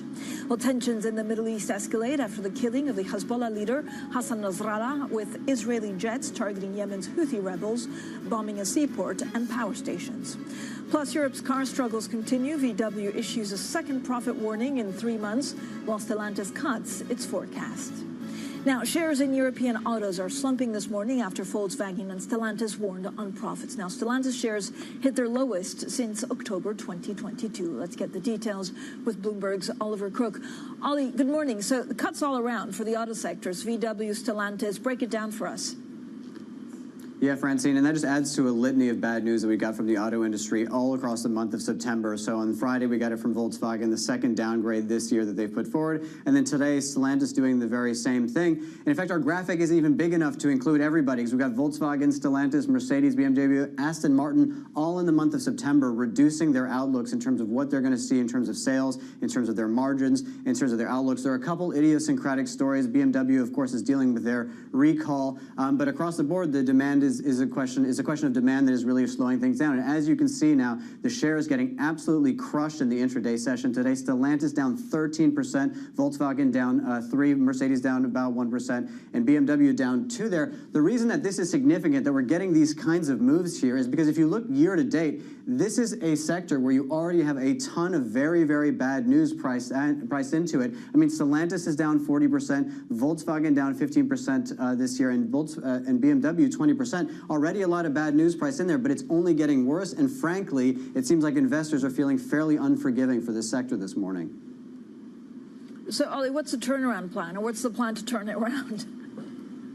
Yeah, I mean, listen, when you can't really gas up the sales, you can't have any, you have no pricing power really, what is your only other option? It's really looking at cost cuts. And when you look at Volkswagen, for example, and this is like they're undertaking one of their biggest cost-cutting operations in their history, to a degree that they're actually closing factories and willing to engage in those really difficult union fights. When we look at their net income per employees in Volkswagen, this really tells the story, because when they're down here at about $28,000 per employee, that is less than sort of, half of what you're seeing across much of the other industry. industry. When you look at Ford, GM, and Toyota, they're making a lot less money per employee. And for Volkswagen, that's significant because they have got a lot of employees. This is a business that employs almost 700,000 people, about 300,000 of which are in Germany. And in focus right now, Francine, are those really difficult labor negotiations with the unions to start closing factories and cutting jobs. Because when you look at the cost of building a car in Germany, I mean, auto workers in Germany make about 62 euros per hour. When you go to Hungary, which is not so far away, is within Europe, it's 16 euros per hour. So this is really the focus right now for Volkswagen. For a company like Stellantis that's already cut a lot of costs, they have a little bit of less room, but this is going to be the story going forward for the auto sector.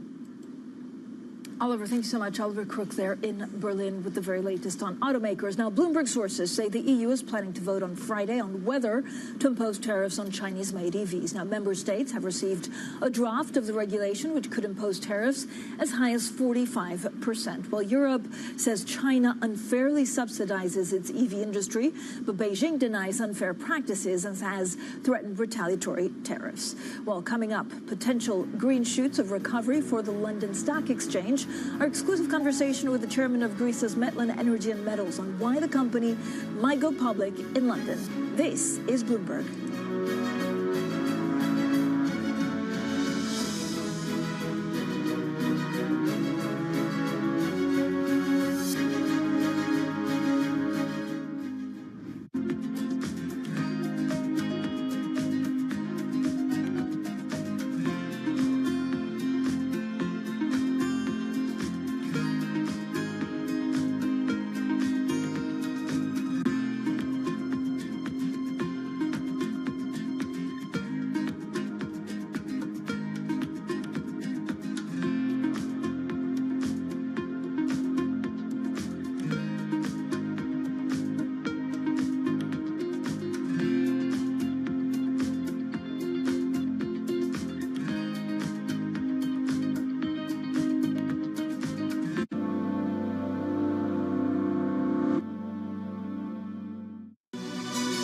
This is Bloomberg News Now. News when you want it at the touch of a button. Another volatile day on Wall Street. We're seeing big moves. All eyes on Capitol Hill as Democrats and Republicans prepare. Today's job numbers casting doubt on the Fed's next move. Inflation remains front and center. And that's news when you want it with Bloomberg News Now. Get it 24/7 on the Bloomberg Business app, Bloomberg.com, and anywhere you get your podcasts. Bloomberg News Now. Context changes everything.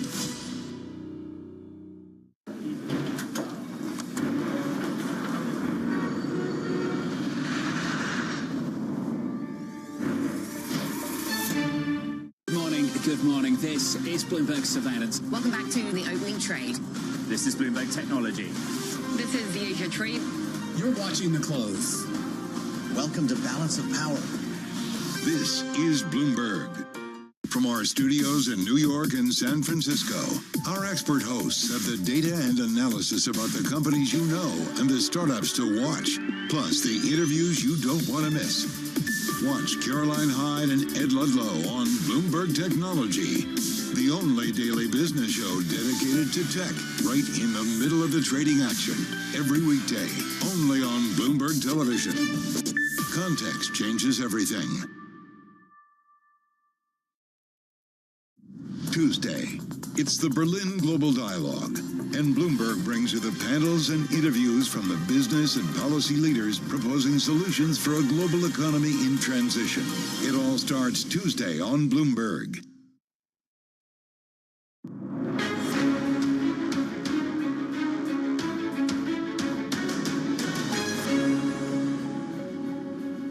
Well, Bloomberg has learned that Germany's government is set to actually abandon its economic growth forecast for this year. Now, Berlin officials expect stagnation at best. This comes after German states showed less pricing pressure across the country. Well, I'm now joined by Jamie Rush from Bloomberg Economics. Jamie, thank you for joining us. How worried should we be actually about across the zone about some of the PMIs and these possible new growth forecasts from Germany? Yeah, I think the downward revision the German government's talking about is perfectly reasonable. It's our own forecast, in fact, that the economy would stagnate overall this year. And the fact is that things are looking pretty dicey for Germany. The car industry directly contributes around about 5% the size of the economy. When you look at all the inputs that go into that industry from other sectors, it's another 5%, so it's nearly 10%, and the sector's on its knees. So I think we are going to see persistent weakness in the German economy, and as time has worn on, it's looking more structural than cyclical. Germany has long-term problems which need to be dealt with in terms of its competitiveness and its positioning for the industrial recovery, and so likelihood is growth is going to remain slow this year, next year as well.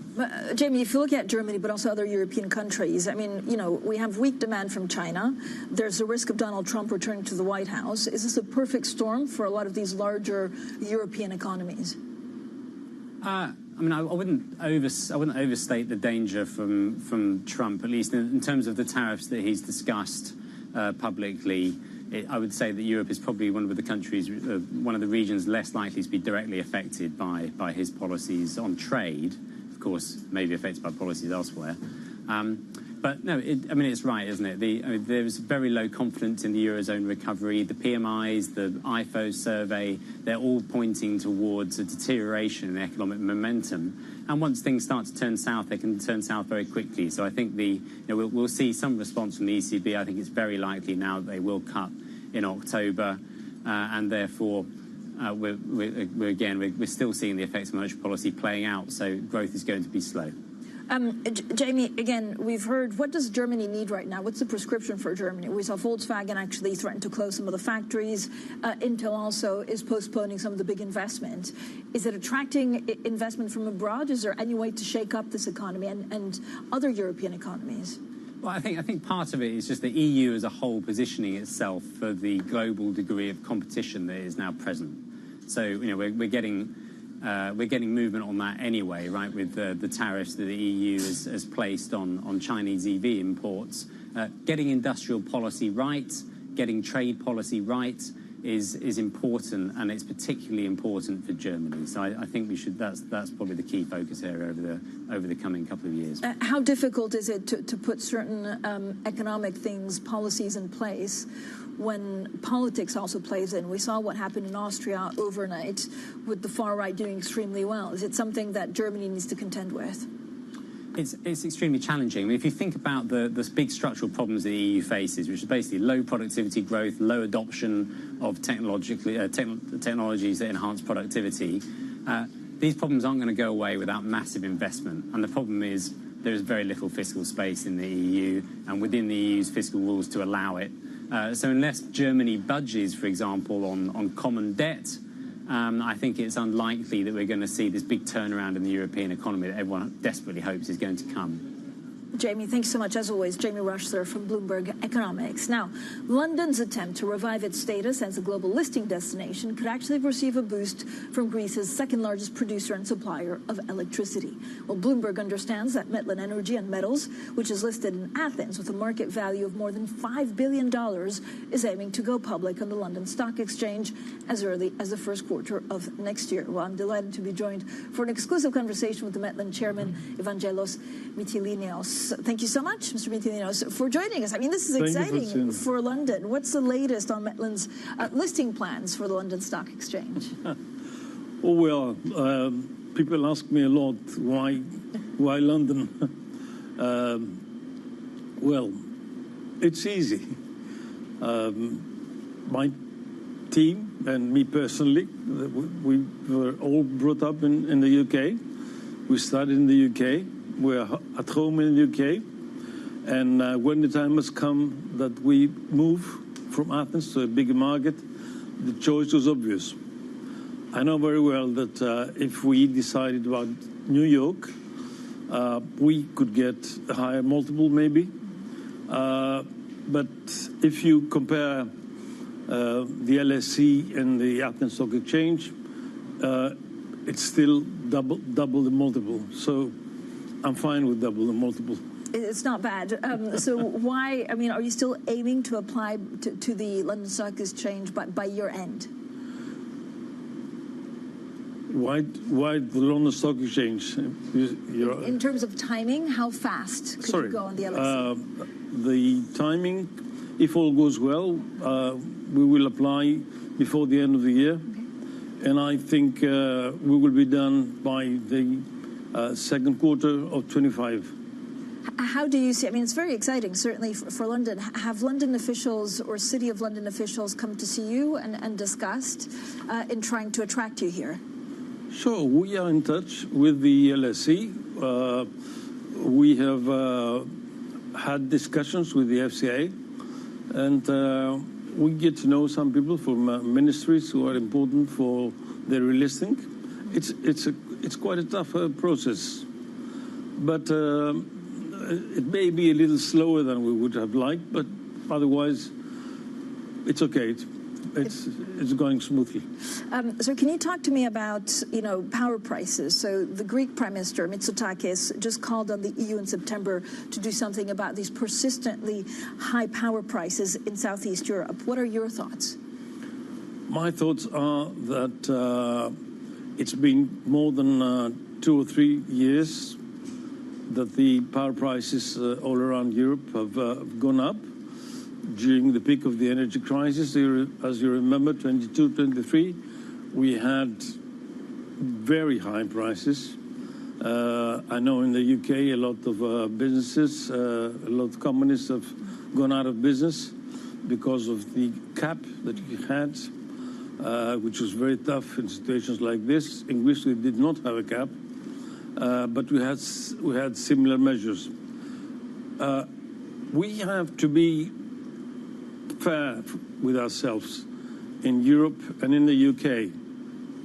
The price of gas, which is the price setter in most European countries and to a large extent in the UK, is probably 3 times the price than it was in 2021. So with 3 times the price of gas, what could one expect? Whose fault is that? Is it the EU that needs to take better care? It's a very complex problem, but at the heart of the matter, we have expensive gas, and we have a lot of renewables, but not enough grids to supply the renewable energy to the houses and to businesses. Therefore, prices are really high compared to the global competition that Europe and the UK face in the name of the US and China. Mostly, like we've heard Mr. Draghi say just only a few days ago. Do you think, I think you've said that actually the Draghi report seems a little bit far-fetched in terms of what can actually be done. Is there anything, what do you worry about in that report? That actually attracting 800 billion euros is almost impossible? Where would it come from? Yes, indeed. I said that I'm a big fan of Mr. Draghi for what he did in the European Central Bank and in his country, in Italy. And I was expecting his report with a lot of eagerness. And it came out great, I think. And what he is proposing would be great for Europe and the UK. No doubt about it. But on the other hand, the countries of Europe and the European Union as a whole is not ready to accept this kind of measures because we have no political union yet. Therefore, agreements like those proposed by Draghi cannot be done, or it will take years to make. Therefore, I think it's very ambitious. That's why I said it's too ambitious, and therefore I'm not very optimistic about it, unfortunately. Is there anything that you think you'll manage? Is there one thing that the European Union could do now to become more competitive that you think is likely to happen? Draghi concentrates very much on energy, and I would do the same. Of course, there are other things like to unify the capital markets as well. Makes money cheaper for everyone. Innovation. Let's catch up with the US. We've been left behind big time for the last few years. So, yes, 3 or 4 things in the Draghi report are great. But are there leaders in Europe to do the job? Are there? The big countries of Europe, are they ready? Do they have the leadership to pull the trick? I have some doubts. Yeah, it's leadership and maybe political power. You recently said that Metlen will maybe grow 2 to 3 times what it is now in the next 3 to 5 years. Where does that growth come from? Well, I said that 5 years ago, and a few people believed it. But indeed, the company has grown up twice in the last 5 years. So probably I know what I'm saying. Or probably we had some good M&A program ahead of us. So we have been on organic growth for the last 20 years. And it's gone very well. We have not asked any money from our shareholders.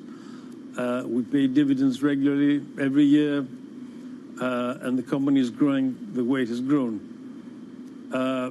Maybe time has come for a considerable M&A to achieve this goal that you mentioned. Where would you find a considerable M&A? Probably in Europe. But this would be like a cross-border consolidation? I mean, you're talking like, how much, 20 billion? What kind of, 5 billion? We have a capitalization of 5 billion at the moment. So, yeah. For example, another one like this. Okay, I feel like you're close. Have you looked at targets already? Well, there are targets anyway. Okay. Mr. Mitilianos cannot say more, but we'll get it back on when he's bought something. Thank you so much for joining us. That was Evangelos Mitilianos, the chairman of Metlen. Now, coming up, why the far right in Austria is unlikely to play any role in the new government despite winning a historic election victory. We'll have the details next, and this is Bloomberg.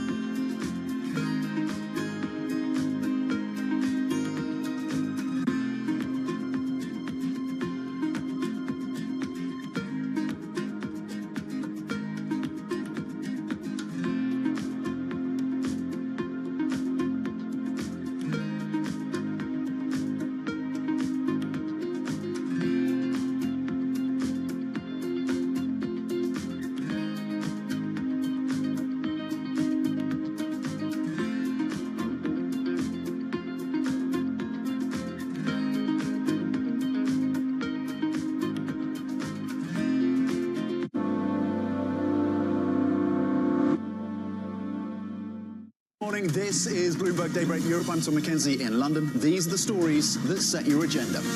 Taking you from the U.S. market's close to the overnight session in Asia. We'll walk you through what you need to know to kickstart the European trading day. Live from our European headquarters, we bring you the day's top market-moving stories, unmatched expert analysis, and on-the-ground reporting from across the continent. Tune in every weekday at 6 a.m. London time, only on Bloomberg Television. U.S. jobs numbers are released. Bloomberg has the report under surveillance with crucial data and expert analysis at terminal speed. Nobody covers jobs day like Bloomberg. Bloomberg covers the world with unmatched reach and resources. From more than 120 countries, the moment news breaks, 24 hours a day. Bloomberg, context changes everything. The countdown is on. Everything you need to get the edge at the end of the market day. Big tech earnings kick off later this afternoon. Gilead is coming out right now. We have take two numbers. Back to the markets, right? Our bread and butter. NVIDIA is one of the best stories in the tech space. That actually matters a whole lot more. It might shock some of your viewers. You're watching The Close. Get ahead of tomorrow's trading with The Close. Weekdays on Bloomberg. Context changes everything. Bringing you up-to-the-minute financial news whenever and wherever it happens. I'm Michael McKee at the Federal Reserve, and this is Bloomberg.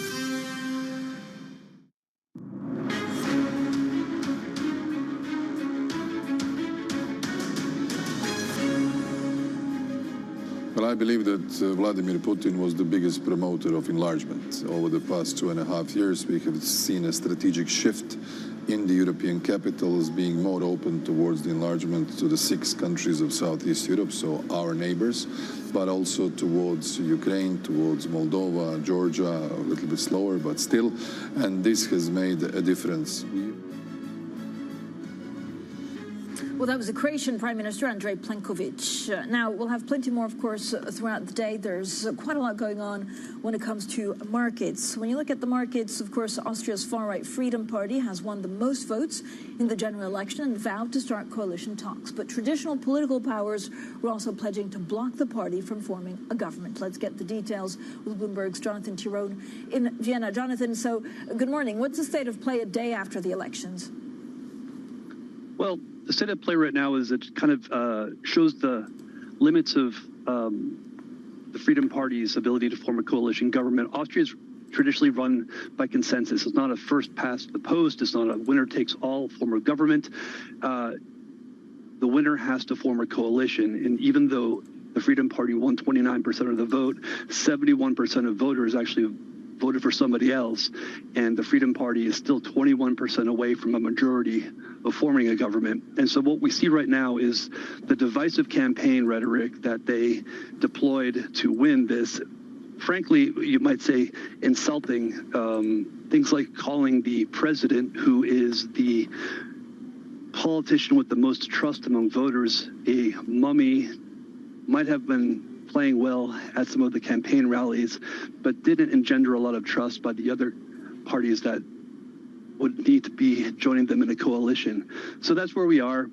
The Freedom Party won the most votes, but they're still far away from the trust in the other parties that would be needed to form a government. So, Jonathan, what were the issues driving the right-wing populist surge, and how likely to last is a political firewall being built to actually try and contain this? Yeah, so I mean, it's immigration and inflation. Obviously, inflation is coming down, so that might be less of a political issue going forward. Immigration is interesting because what you see, the data is coming in now. What we see is a clear urban versus rural divide. The places where there are actually the most immigrants living, they actually voted for parties that were not the Freedom Party. The places in rural areas of Austria, they supported the Freedom Party the most. Interestingly, those are the places where the least amount of immigrants actually live. So basically, this is a narrative about control. And a lot of rural voters see that or interpret that the federal government has lost control. And, you know, the borders are a very easy place to focus, to whip up passions. And this is what the Freedom Party did very successfully. The question is whether they can conceivably enter any kind of coalition government, and the answer right now is a clear no. All right, so interesting. Jonathan, thank you so much. Jonathan Tyrone there in Vienna. Now, a couple of other things we're watching. Aston Martin shares dropping after a profit warning. Auto stocks are leading the decline in general on the European Stock 600 this morning. Up next, Bloomberg Brief with Danny Berger. I'm Manus Cranny in New York, and this is Bloomberg.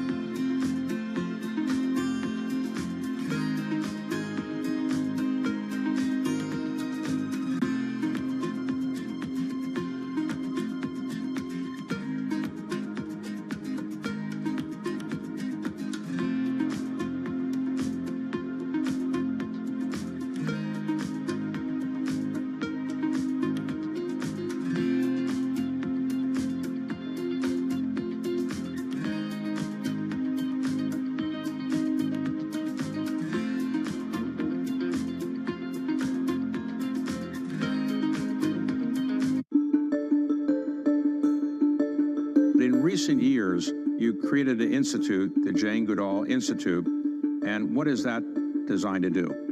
Well, that was started in 1977 when by then I had a little research station and 4 of my students were kidnapped and everything shut down.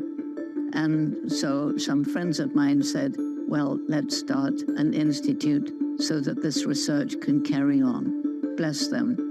So that was 1977, and it was set up to study, conserve chimpanzees and other animals and educate. And it's developed since then. So it's, you know, we've got 27 Jane Goodall Institutes around the world. And then I realized at some point that the African people living in and around chimpanzee habitats right across Africa were struggling to survive. There was crippling poverty, lack of health and education, moving deeper into the forest, being exposed to diseases like Ebola and HIV from the chimpanzees and vice versa. It hit me. If we don't help these people to find ways of making a living without destroying their environment, conservation won't work. From the beating heart of global finance, economics and politics, and wherever newsmakers are moving markets, Bloomberg brings you conversations that allow for deep discussions and important insights. What do you think the future is for inflation? Is this a new normal? Are markets too optimistic? How do you worry about the things that are outside your control? How does the current fighting completely stop? I'm Francine Lacroix, and this is The Pulse, every weekday only on Bloomberg. DOJ or other authorities. Could face bigger challenges next. It was going to keep rain World Cup. This is a 3 as the economic picture. covering the intersections of Hollywood, Silicon Valley, and beyond. Get your fixed income fix. Watch Bloomberg Real Yield every Friday right here on Bloomberg. Context changes everything.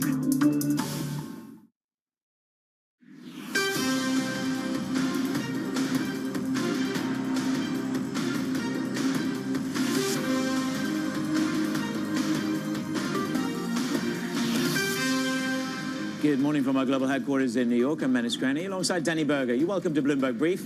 Let's set your agenda. Mideast uncertainties, the region on edge after the death of Hezbollah's leader. Israel bombed central Beirut, ramping up its attacks. And a port shut down.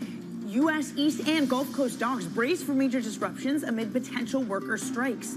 And Fed Chair Powell is set to speak later today in a week jam-packed with jobs data. Good morning, Manus. Danny, yeah, it's bookended by Chairman Powell. Equities are on the back foot this morning. We have had the best start to equities since 1997, 3/4 of a rush of blood. There's a push and a pull this morning in the markets.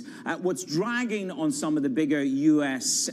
Auto stocks is, of course, the profit warnings from Europe. How does that wash up here in the United States of America? And then you have the stimulus from China. So we're juxtaposed between the two. But the bears have been solidly crushed in the first 9 months of the year. By the way, the Bloomberg poll says 60% says U.S. equities, that's where you want to be for the fourth quarter. Roll it over, have a look at the bond market, because, of course, again, on the M Live poll, 59% of our poll see 2 cuts coming through in this third quarter. 34% see a bigger cut than that. Yields just tick ever so slightly higher. This morning, you have that validation from the PCE on Friday. Now, we talked about stimulus pretty much every day last week in China. How does that wash up on the shores of risk in the United States of America? Again, even though it's housing stimulus and relaxation of the rules in some of the biggest cities, you are seeing the ADRs in the United States of America, again, tick higher. This is one of the biggest automakers in China, again, capitalizing, and that's been the headwind for the autos in Europe and here in the U.S. in terms of the transition to EV. Danny. Manus, you said something there that just keeps happening over and over, and that is the bears getting crushed. It's remarkable to think that we started September with the same old risks, that there's going to be a recession, the labor market's weakening, the seasonality is bad. Instead, we got a jumbo rate cut, we got stimulus from China, and the data hasn't been all that bad. And here we are, risk is alive again. Risk is alive and well.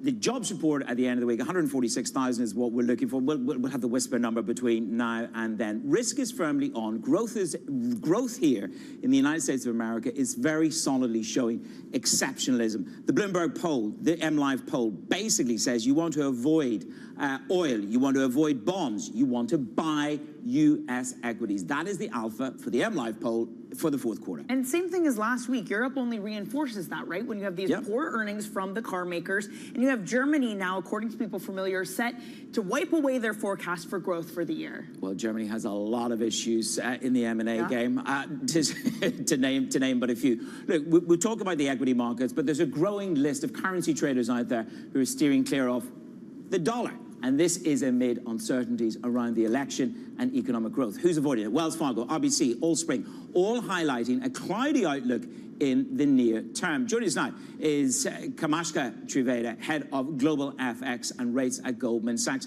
So we're building up. We've got a pro-risk narrative in the equity market. The dollar's on the back foot, down for 4 weeks in a row. Is it political headwinds as well as rate headwinds that, as it were, brings the dollar to ground?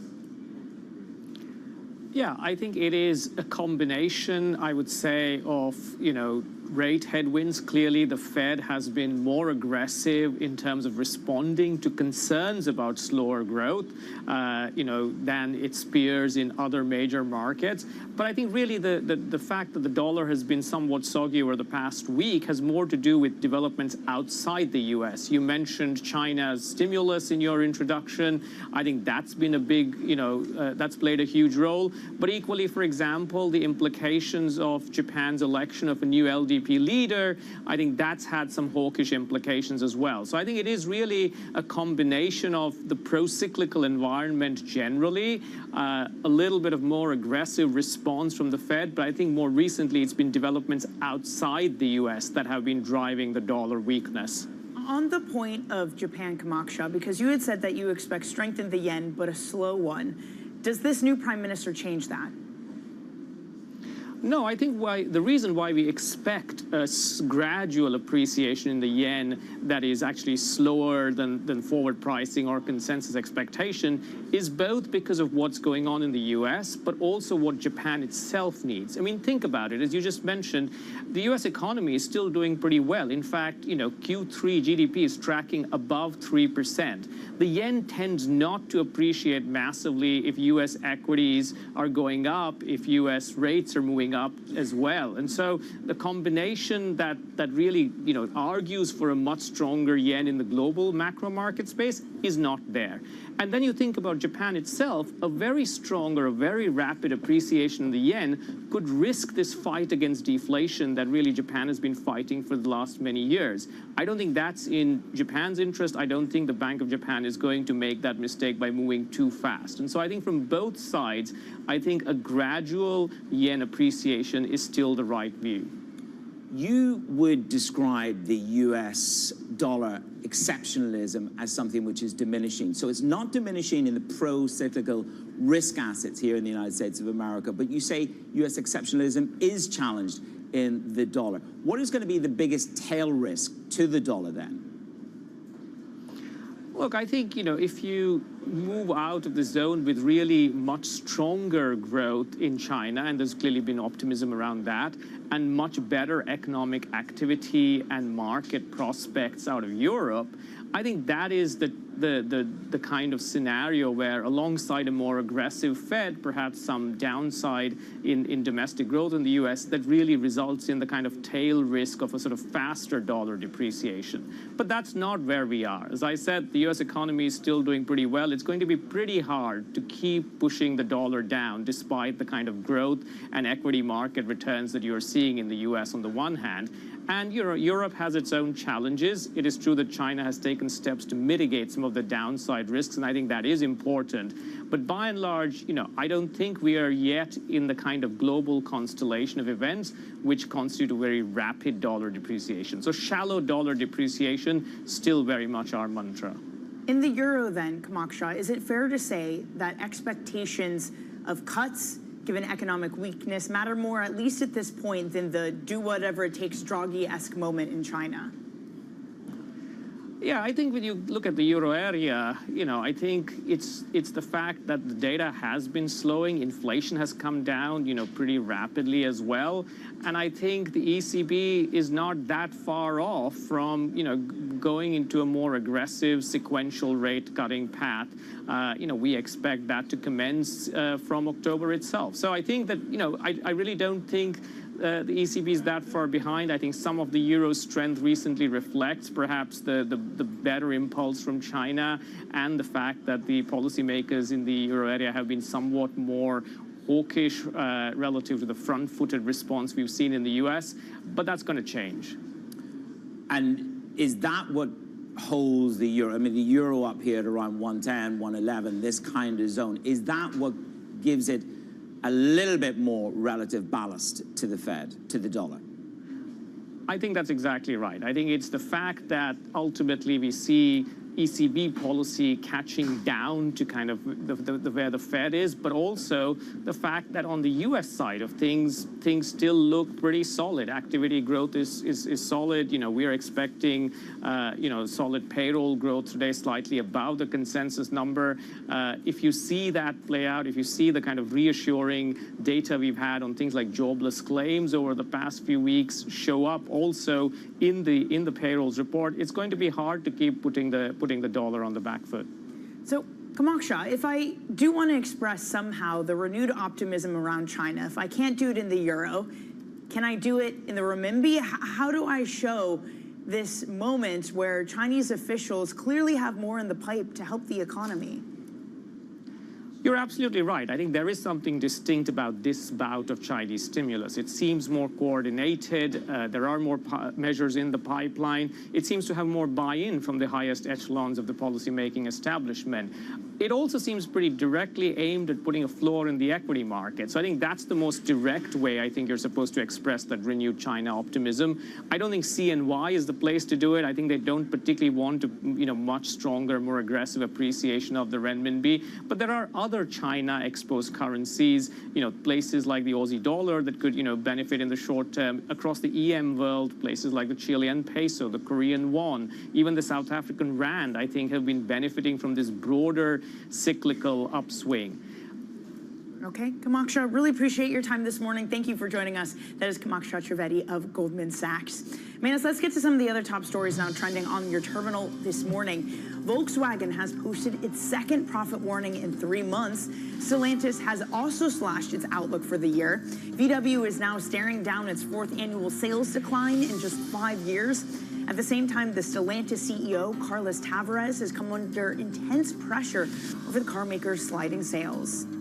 Amid the slump in autos, Germany's government is set to abandon any hopes of achieving growth this year. That's according to people familiar with the matter. Officials in Berlin are set to cut their forecast for growth in 2024 to stagnation at best, representing another lost year for Germany. And California Governor Gavin Newsom has vetoed the AI safety bill. If passed, it would have been among the first pieces of legislation to hold AI developers accountable for any severe harm caused by their tech. Scott Wiener, the Democratic senator from California, who introed the bill, called the veto a, quote, setback for everyone who believes in oversight of massive corporations.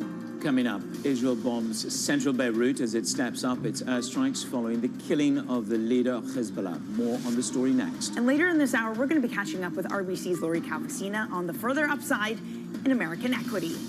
This is Bloomberg.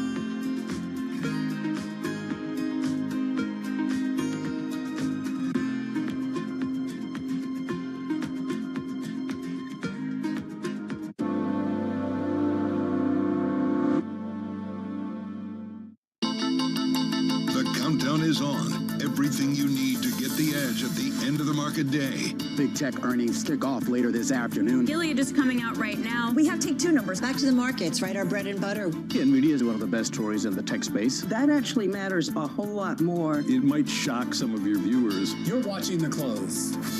Get ahead of tomorrow's trading with The Close. Weekdays on Bloomberg. Context changes everything.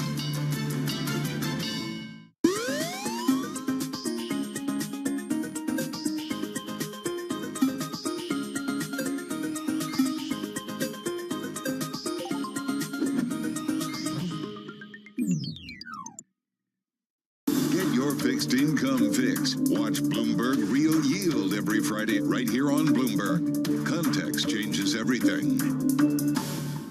Morning, this is Bloomberg Daybreak Europe. I'm Tom McKenzie in London. These are the stories that set your agenda. Taking you from the U.S. market's close to the overnight session in Asia. We'll walk you through what you need to know to kickstart the European trading day.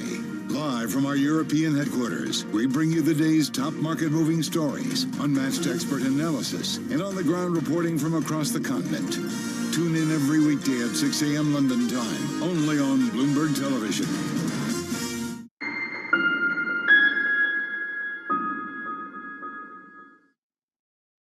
On October 1st, with the election weeks away, the VP candidates are set to face off. When we fight, you guys are going to get me all fired up again. Trust Bloomberg for news and analysis. So is it style or substance, or maybe both? We'll be hearing from Tim Walz and J.D. Vance in prime time. Yeah, and the question is whether the vice presidential nominees are actually able to move the needle.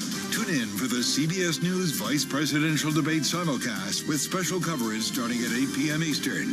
Context changes everything.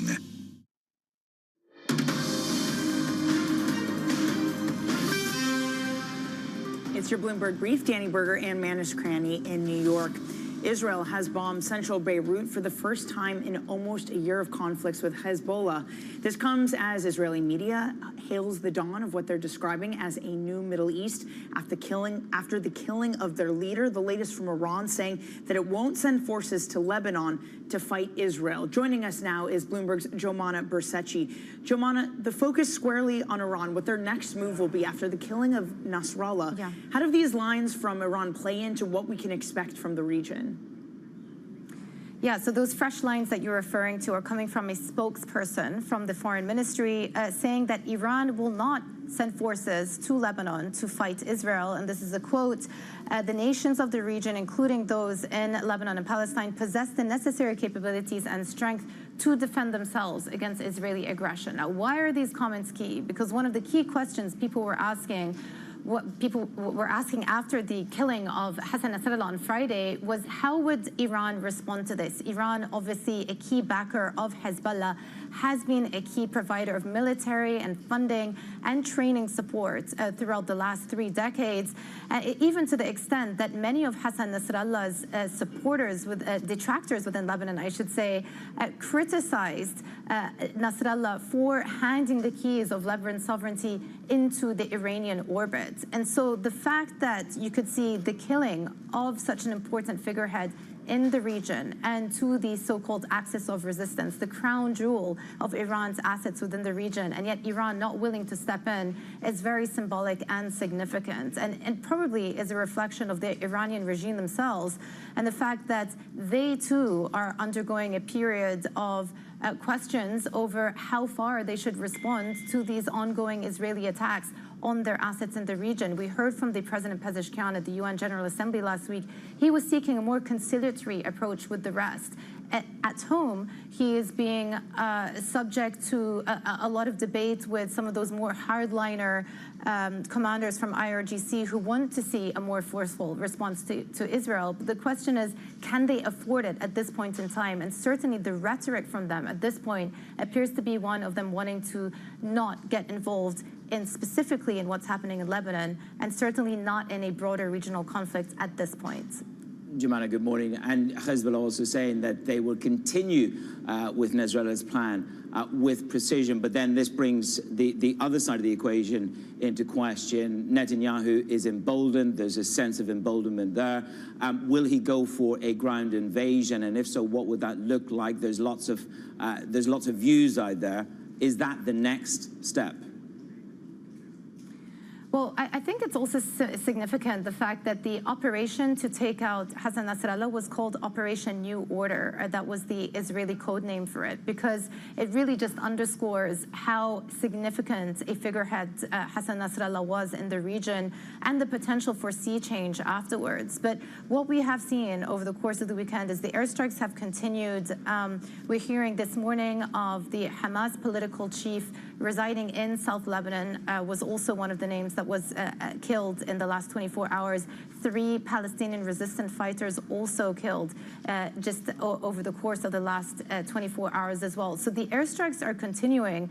And from Israel's perspective, the new war objective that was introduced was simply about restoring security to the north. So all of this is being done to ensure that rockets will no longer be fired back into northern Israel. From this point onwards, we have to watch and see Hezbollah's response. And indeed, Hezbollah is a force that is extremely debilitated, has been debilitated in the last few weeks, not only with the taking out of Hassan Nasrallah, but you're talking about senior commanders also being killed and thousands of their operatives critically injured. The question is whether or not they have the appetite and the ability to keep fighting back. Well, it seems like a long time ago that we talked about the G7 and the Gulf Coalition de-escalation and ceasefire plan. Let's see what comes this week. Jemana, thank you very much. Jemana Besetchi, tracking the very latest from the Middle East. Coming up on the show, and look at what else is making the headlines around the world this Monday morning. Context Matters from New York. Good morning.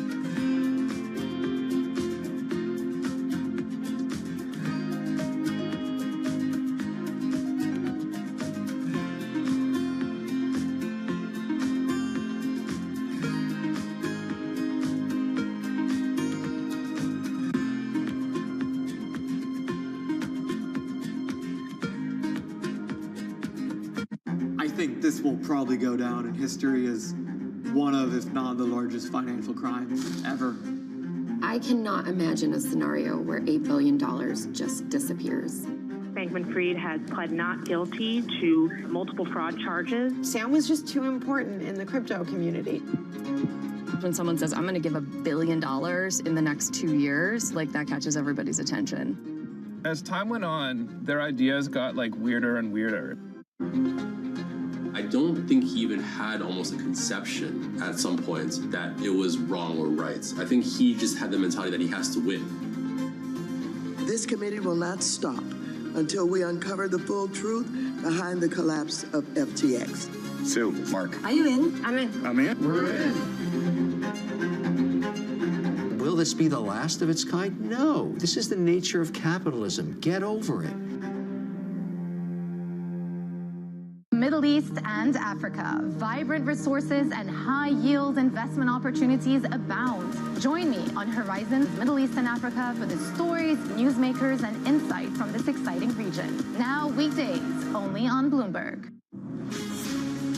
From the beating heart of global finance, economics, and politics, and wherever newsmakers are moving markets, Bloomberg brings you conversations that allow for deep discussions and important insights. What do you think the future is for inflation? Is this new normal? Are markets too optimistic? How do you worry about the things that are outside your control? How does the current fighting completely stop?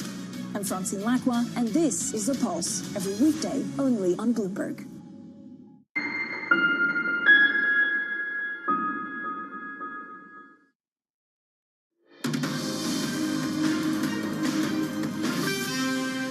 It's Bloomberg a brief. I'm Menace Granny, reunited with Danny Berger back in New York. Not for long.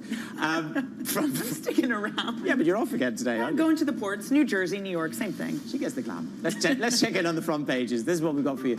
Making headlines around the world. Politics front and center. The New York Times leads with the far right winning in Austria, but may fall short of forming a government. The Freedom Party won the country's parliamentary election on Sunday, but mainstream opposition parties have said they'll form a coalition. The vote is the latest landmark in the rise of nationalist, anti-immigrant, and pro-Russian forces across Europe. Next up, the FT has this on their front page, that Japan's incoming Prime Minister, Shigeru Ishiba, calls for a snap October election. Shares are sinking across Japan, nearly 5%. The election is set for October 27th, so the expected winner of the contest is one that has called for less accommodative policy from Japan, hence the reaction there. Yeah, a little bit of whipsaw in dollar yen on Friday. We'll talk more about those stocks a little bit later on. Let's wind it on and talk about Bloomberg. The Chinese stocks back in a bull market. I mean, they've had a fairly tortured time. Equities have rallied after 3 major cities eased the rules on housing purchases. Now, the bid is to tackle the country's property crisis. For more on the story, let's get to Winnie Xu. She's tracking this story for us. Winnie, this is about the 3 biggest main cities in China relaxing the rules. My question to you is this, does this create a new problem, or does it put a floor under the old one in terms of housing? Right, we're seeing this as additional support for the property market, and exactly why we're seeing property stocks in China seeing a boost today, and that contributed to this big China rally that we continue to see. So people say that this is pretty much of an epic day in the Chinese market. When you look at the numbers, we've got record turnovers in both Hong Kong and China stocks, and it's not just the amount, but also the speed of it. We got to 1 trillion yuan of turnover in just the very first 35 minutes. So with that, you saw the onshore benchmark CSI 300 hitting its best day in 16 days. So in 16 years. So a lot of these momentum is really building up. And with that news, you mentioned about how we've got more policies to support or to ease the home buying curbs. That's actually just adding fuel to this rally. And as you mentioned, okay, this huge rally, the hedges essentially evaporate. Winnie, how do you judge whether we've gotten complacent now or whether this is a sustainable rally on measures to come in the pipeline? Right, that's a great question. I think that's something that remains a question mark in a lot of traders' mind. A lot of people, including Goldman Sachs, actually said that right now we see this as more of a market of a trade instead of a re-rating. There is still potential for a leg up when you look at how low the valuations are and how underweight global funds are on Chinese stocks. However, in order for people to really see, especially the long investors, to see the attractiveness of the market, they cite that they have to see more fiscal policies to come through to really support the property market for a turnaround, and also to see some more confidence to come back. So far, while we're seeing a lot of investors making some rotations within their Chinese funds, whether it's to trim some of the utility stocks or some of the industrial stocks and rotate into growth stocks. We have not really heard much about how investors are adding too much China exposures to their regional funds yet. Winnie, thank you so much. That is Bloomberg's Winnie Xu in Singapore. Coming up, we're going to catch up with Lori Calvasina on what, you guessed it, the equity market rally in China and how much further it has to go.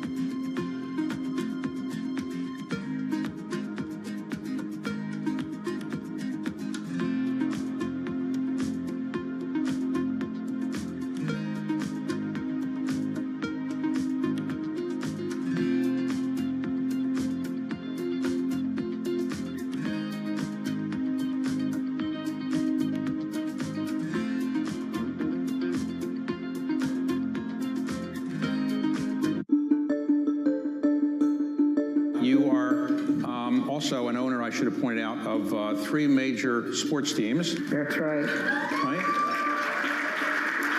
And you're the first woman, as I understand it, first woman to own 3 major, have stake in 3 major sports teams. Is that right? Yes, and we'll say African American. You were approached by the owner then of the, I guess, the Washington Wizards and the Washington Caps about maybe buying the Washington Mystics, which is the women's basketball team. And what did you say? Well, first of all, it was Abe Pollin.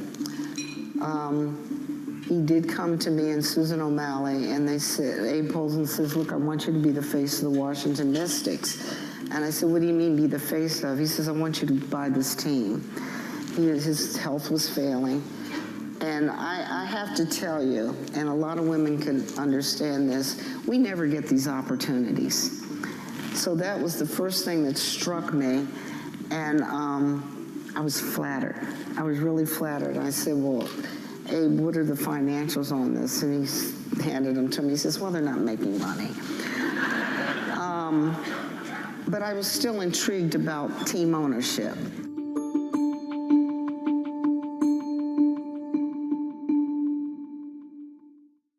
Always on the heartbeat of the tech spread across global markets. The real-time data aspect is going to be important. We're going to bring you expert analysis on that. Sure. Don't miss Bloomberg's interview with the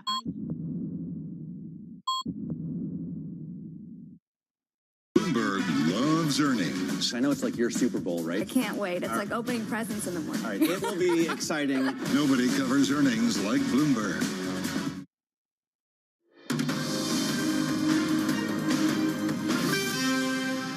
From our global headquarters in New York, welcome to Bloomberg Brief. Danny Berger alongside Manish Krani. Let's set your agenda. Middle East uncertainties, the region on edge after the death of Hezbollah's leader. Israel bombs central Beirut. Iran says it won't send forces to Lebanon to fight Israel. Port shut down. U.S. East and Gulf Coast docks brace for major disruptions amid potential worker strikes. And Fed Chair Powell set to speak later today in a week jam-packed with jobs data. Powell gets to bookend the week. There you go, Danny. Lucky for us to dictate risk direction in this market, because we don't have a lot of it at this moment. S&P 500 futures a little changed. We are headed higher on the month. Remarkable in a month that started with recession fears and concerns over the labor market and poor seasonality. Who cares about seasonality? Clearly it didn't matter for this market. 10-year yields, they're up about 2 basis points. A decent week for sovereign bonds last week. Again, it's all that jobs data that's going to matter this week. And Powell, the real action perhaps is happening in Asia. CSI 300 ends up nearly 8.5% on, as Deutsche Bank calls it, the whatever it takes Draghi moment for China with more stimulus.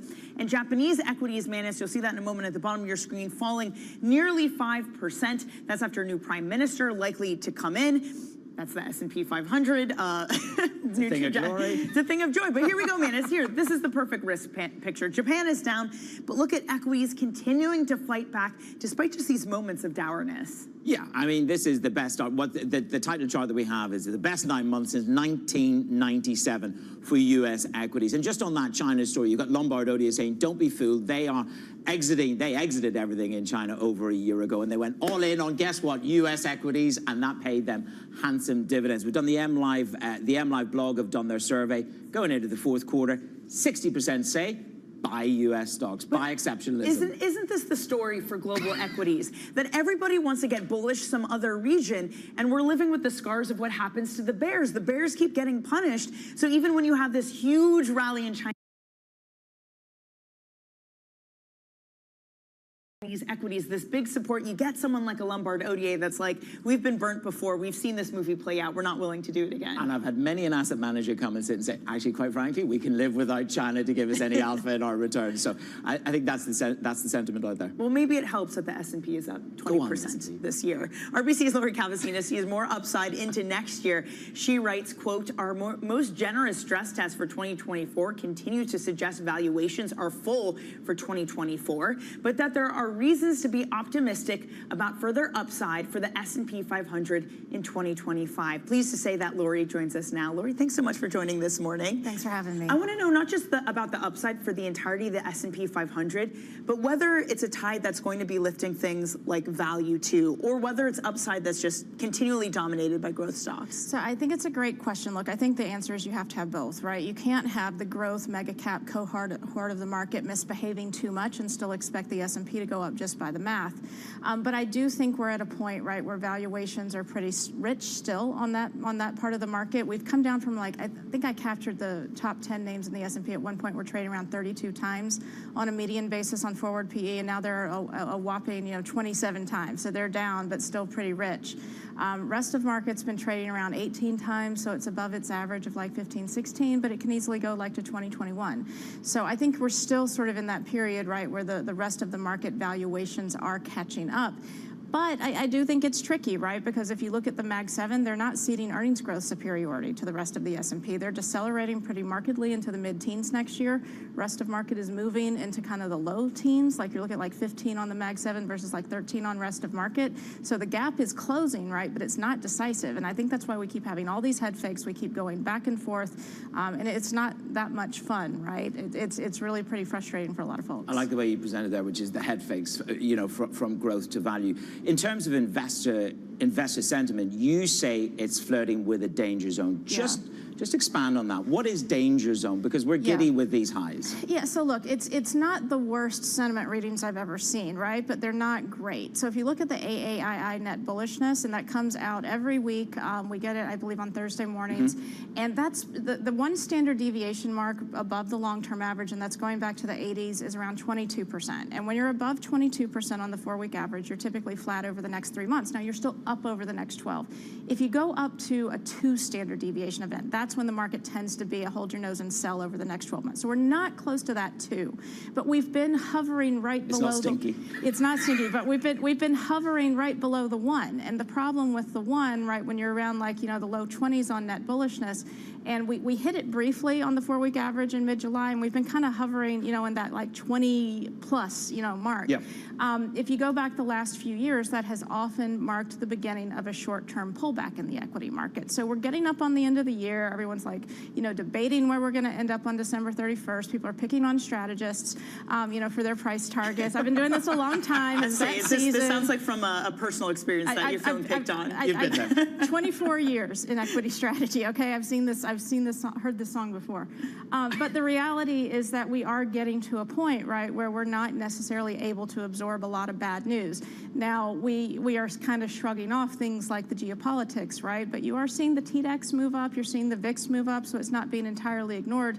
But it is sort of a challenging spot, I think, the next couple months. That doesn't necessarily mean we go down, but it does mean, things are maybe a little bit fragile in here. But like you said, it's been not fun if you want to try to fight it. Not even just fighting it bearishly, but going out anywhere else. Yeah. Europe is a great example. We've been talking about the manufacturing woes, the car maker woes. You have China maybe restoring confidence with stimulus. Yeah. Is now a time where you can look outside the U.S.? Is there even a willingness to do that from people you're speaking to? So I think there's always an interest in Europe. I'll be honest with you, like the people I talk to, China is generally a trade. I mean, I thought your comments earlier, that echoes a lot of what I hear, right? So I do think, sort of good news out of China for me as a U.S. equity strategist, that feels good for risk assets. That does feel good for broadening. Ultimately, though, for broadening, I really care about how Europe is going, and we haven't gotten such great news, such great headlines there in the last 24 hours.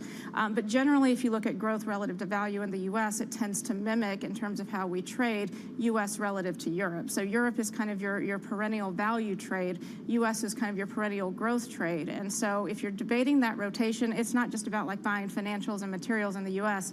It is, do you have the confidence to sort of go out globally?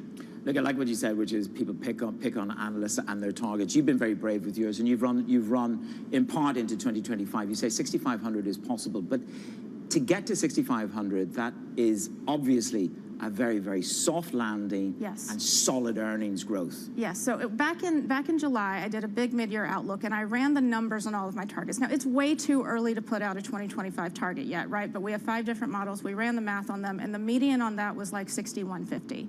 So this was back in July, you know, just sentiment models, valuation models, that kind of thing.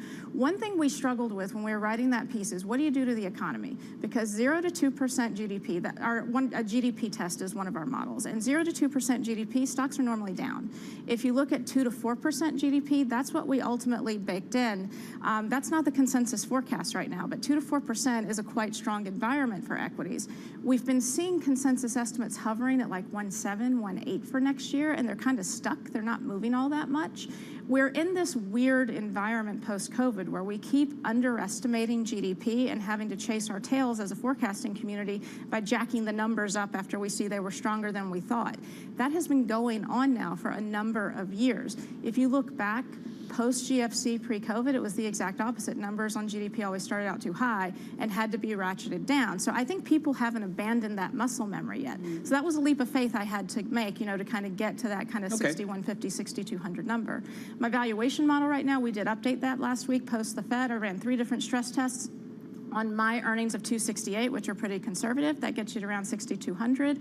If you want to take consensus earnings, which are over, you know, kind of like 280, 350, that's where you can get to 6,500. But, you know, I think maybe 62, that's the number we kind of keep coming up more right now. Are people bugging you for this more than normal? Yes, and last year we actually, you know, we do have the 2025 earnings number out for next year. Last year was the first time I started doing it, you know, so early, because the questions are just relentless. And, you know, I think the reality is, being on the sell side, we have to be published, right? I can't just say whatever I want. Right. But the reality, too, is that starting points matter, right? And, you know, again, I've been a strategist for more than 2 decades, right?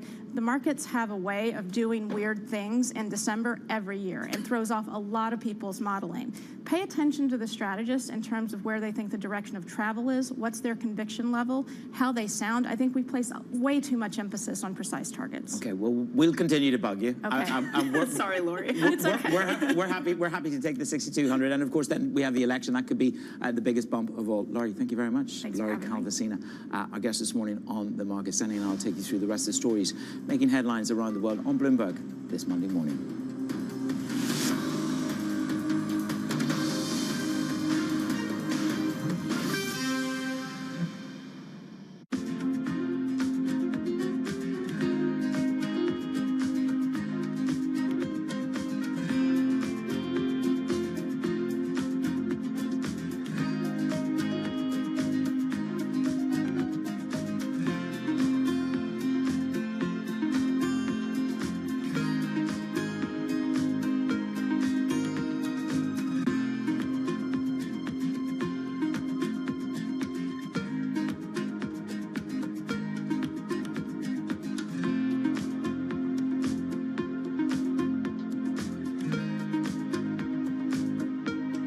It's the world's second largest economy, with a growing influence in global affairs. But geopolitical uncertainties, deflationary pressures, and questions about foreign investment linger. Bloomberg, the China Show, brings you the unmatched expertise you need to keep track of breaking news, in-depth market analysis, and the most influential newsmakers in and around China. Bloomberg, the China Show. Weekdays around the world, right here on Bloomberg. Context changes everything. The top names in tech are on Bloomberg. A large number of countries are subsidizing their regional data centers so that they could become able to build out their AI infrastructure. They recognize that their country's knowledge, their country's data, digital data, is also their natural resource. Not just the land they're sitting on, not just the air above them, but they realize now that their digital knowledge is part of their natural and national resource. And they ought to harvest that and process that and transform it into their national digital intelligence. And so this is what we call sovereign AI. You could imagine almost every single country in the world will eventually recognize this and build out their AI infrastructure. Nobody covers technology like Bloomberg. Context changes everything. Welcome to the world of decentralized finance. With the surge in Bitcoin, you have crypto stocks also surging. Bloomberg's covering all things crypto, the people, This is a political attack, and we must hold our elected officials accountable. the transactions, Really a record-breaking moment. Bitcoin is the exit strategy. and the technology. Awareness is going to grow, and these things grow the overall industry. Crypto as an asset class is here to stay. Bloomberg Crypto, only on Bloomberg.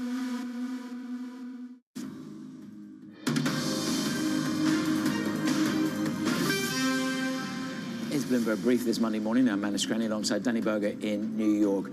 We've little more than a month to run until the U.S. election. It's a dead heat between Vice President Harris and former President Trump in Michigan and Wisconsin. That's according to the latest New York Times Siena polls.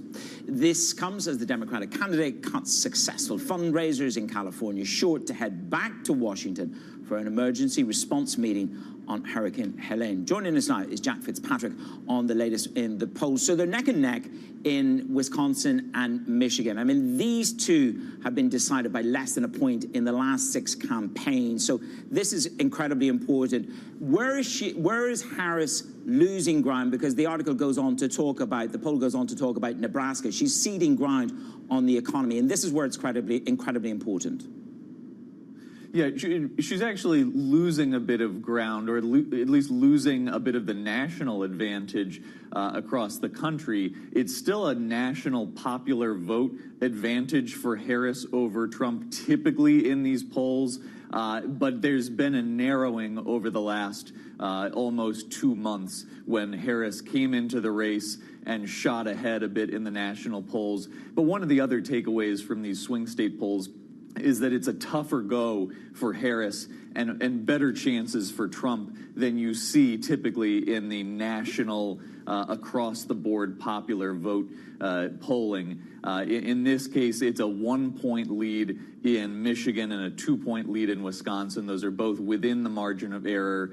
So it's a neck-and-neck race. If you just glance at some of the polls and see who's ahead in the popular vote, and you see it tends to be a close race, but Harris is ahead, that may confuse you and lead you to believe she's got a more solid lead. This is a very, very close race that's only gotten closer over the past 6 or 7 weeks. The political highlight of this week, Jack, might be the vice presidential debate tomorrow. How do we understand the political consequences of it? Well, first, the rule for VP nominees in a debate is don't do anything really bad. Don't make your campaign look bad. Don't have any major flubs. So it may be that this passes without a huge effect on the race, a huge effect on the polls. Both sides might be pretty happy with that.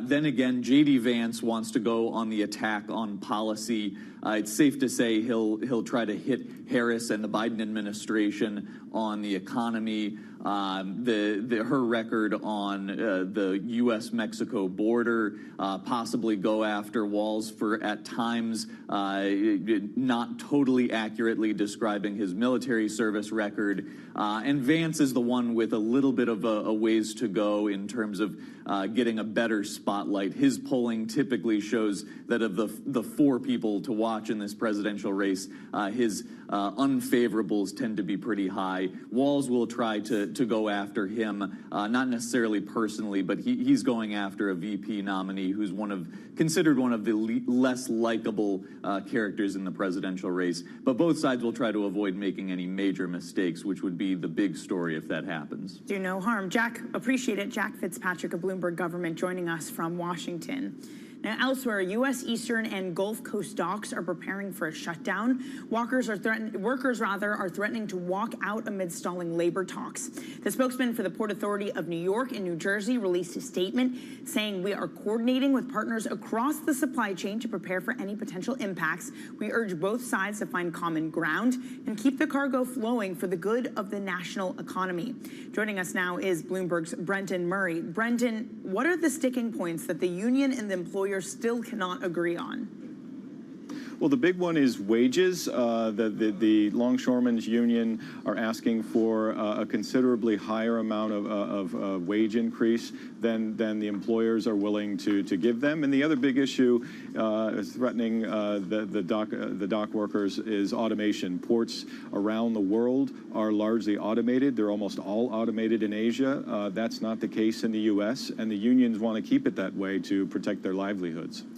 Brendan, good to see you this morning. Look, what industries are going to be most impacted by this event? When we think of these container ships, what is the most important product that actually arrives on the eastern seaboard?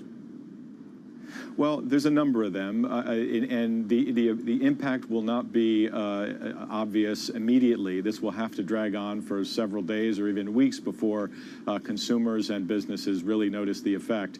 But one of the key industries you're going to want to watch is the auto industry. The auto industry, particularly European automakers, use a lot of these ports, particularly in the south. And if those parts are caught up in queues outside these ports, then you could see some effect. The cars moving themselves, cars move on separate ships than containers do.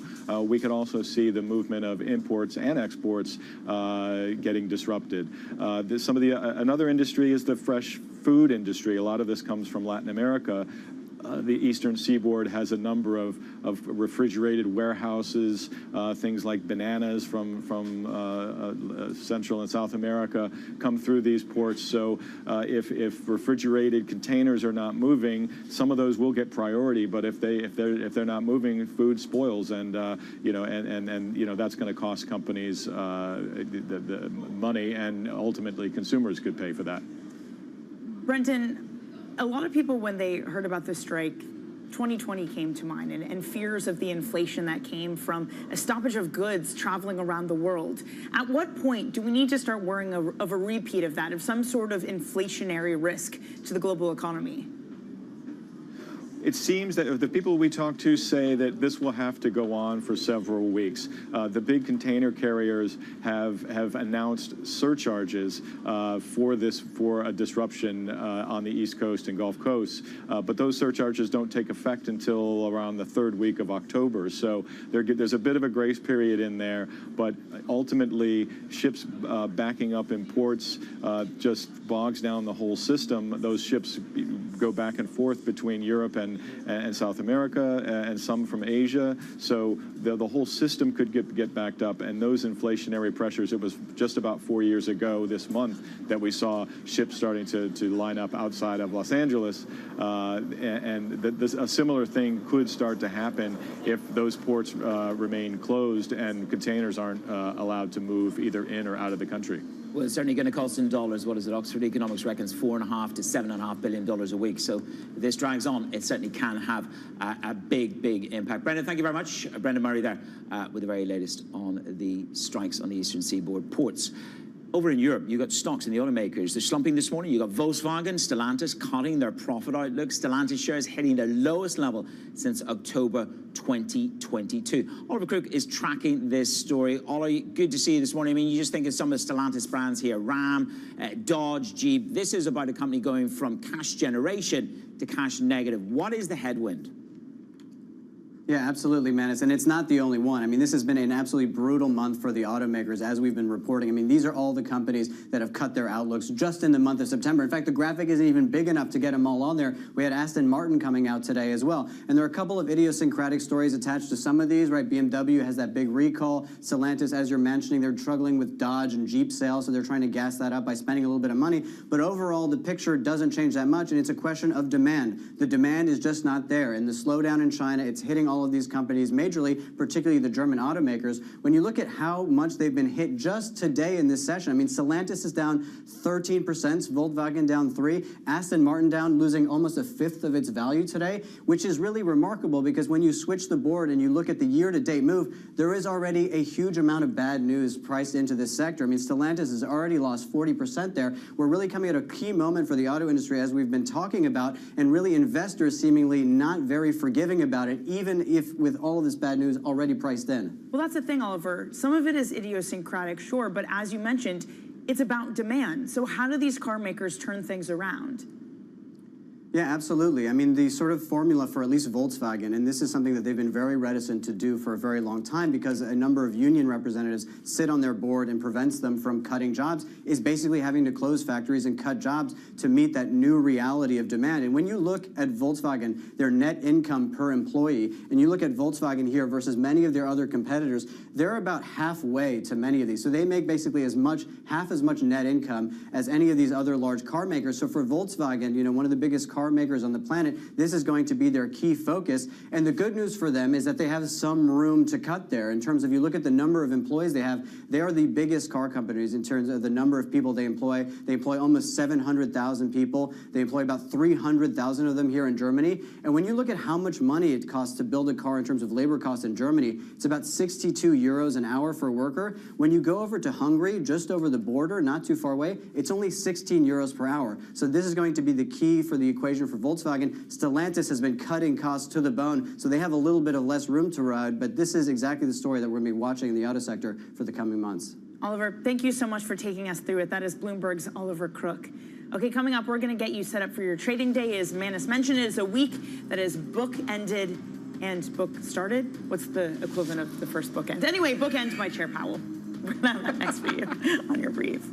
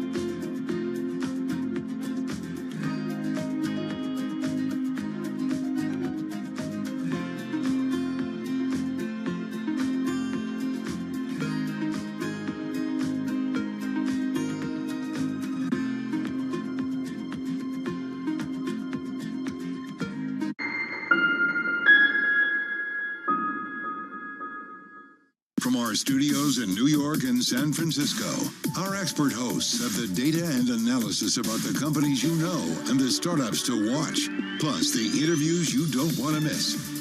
Watch Caroline Hyde and Ed Ludlow on Bloomberg Technology, the only daily business show dedicated to tech, right in the middle of the trading action, every weekday, only on Bloomberg Television. Context changes everything. It's a multi-trillion-dollar industry. We'll show you what's happening in ETFs like no one else. Bloomberg ETF IQ, Monday on Bloomberg. DOJ or other authorities could face bigger challenges next. It was going to keep Green World Cup. This is a three as the economic picture. covering the intersections of Hollywood, Silicon Valley, and beyond. The countdown is on. Everything you need to get the edge at the end of the market day. Big tech earnings kick off later this afternoon. Gilead is coming out right now. We have Take-Two numbers. Back to the markets, right? Our bread and butter. NVIDIA is one of the best stories in the tech space. That actually matters a whole lot more. It might shock some of your viewers. You're watching The Close. Get ahead of tomorrow's trading with The Close. Weekdays on Bloomberg. Context changes everything. Bringing you up-to-the-minute geopolitical news whenever and wherever it happens. I'm Stephen Engel at the Forbidden City in Beijing, and this is Bloomberg.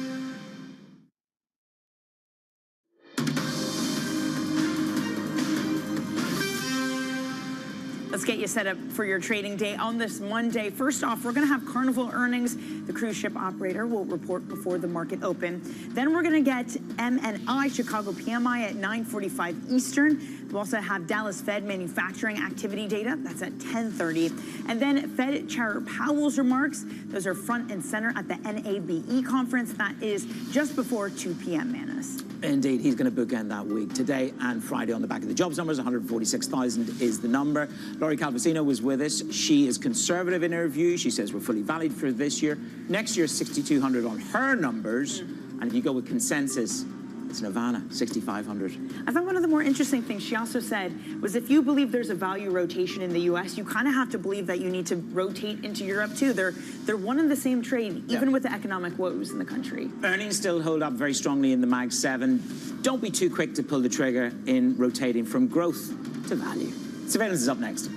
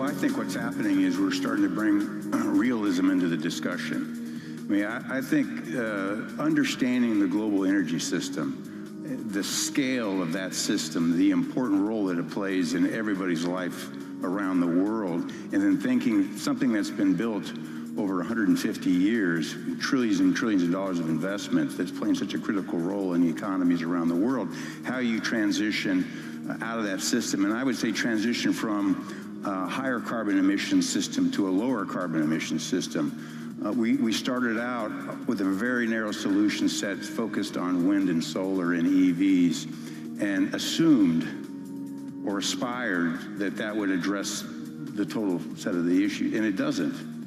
We need to be more realistic around, to Patrick's point, there are a lot of solutions that are going to be required. We should stay focused on the problem statement, which is emissions, and reducing those emissions, and less focused on exactly how to achieve that, and let every company, every sector, all technologies compete for the most cost-efficient way to reduce those emissions, and we will make progress much faster, which will mean making today's system more emissions efficient, while we introduce new systems that have lower emissions. And then with time, you will transition and we'll make progress.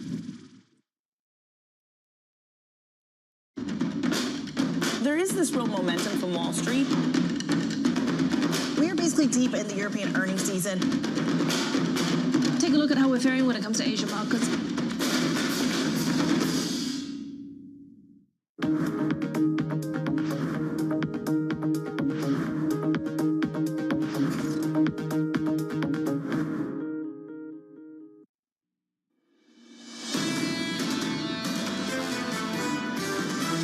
The employment data is really important. The Fed gets it. They understand that employment risks are actually going up. I don't think that the economy is going to do as well as the market is pricing in. I think it's getting a little bit over its skis. There is an excitement about rate cuts and the opportunities that they bring, but there's also this trepidation that what if that 50 basis point cut was a crisis cut? All the data from now until November are going to decide whether the Fed goes 50 or 25. This is Bloomberg Surveillance with Jonathan Farrell, Lisa Abramowitz, and Anne-Marie Hordern. Let's get your week started. Live from New York City this morning. Good morning for our audience worldwide.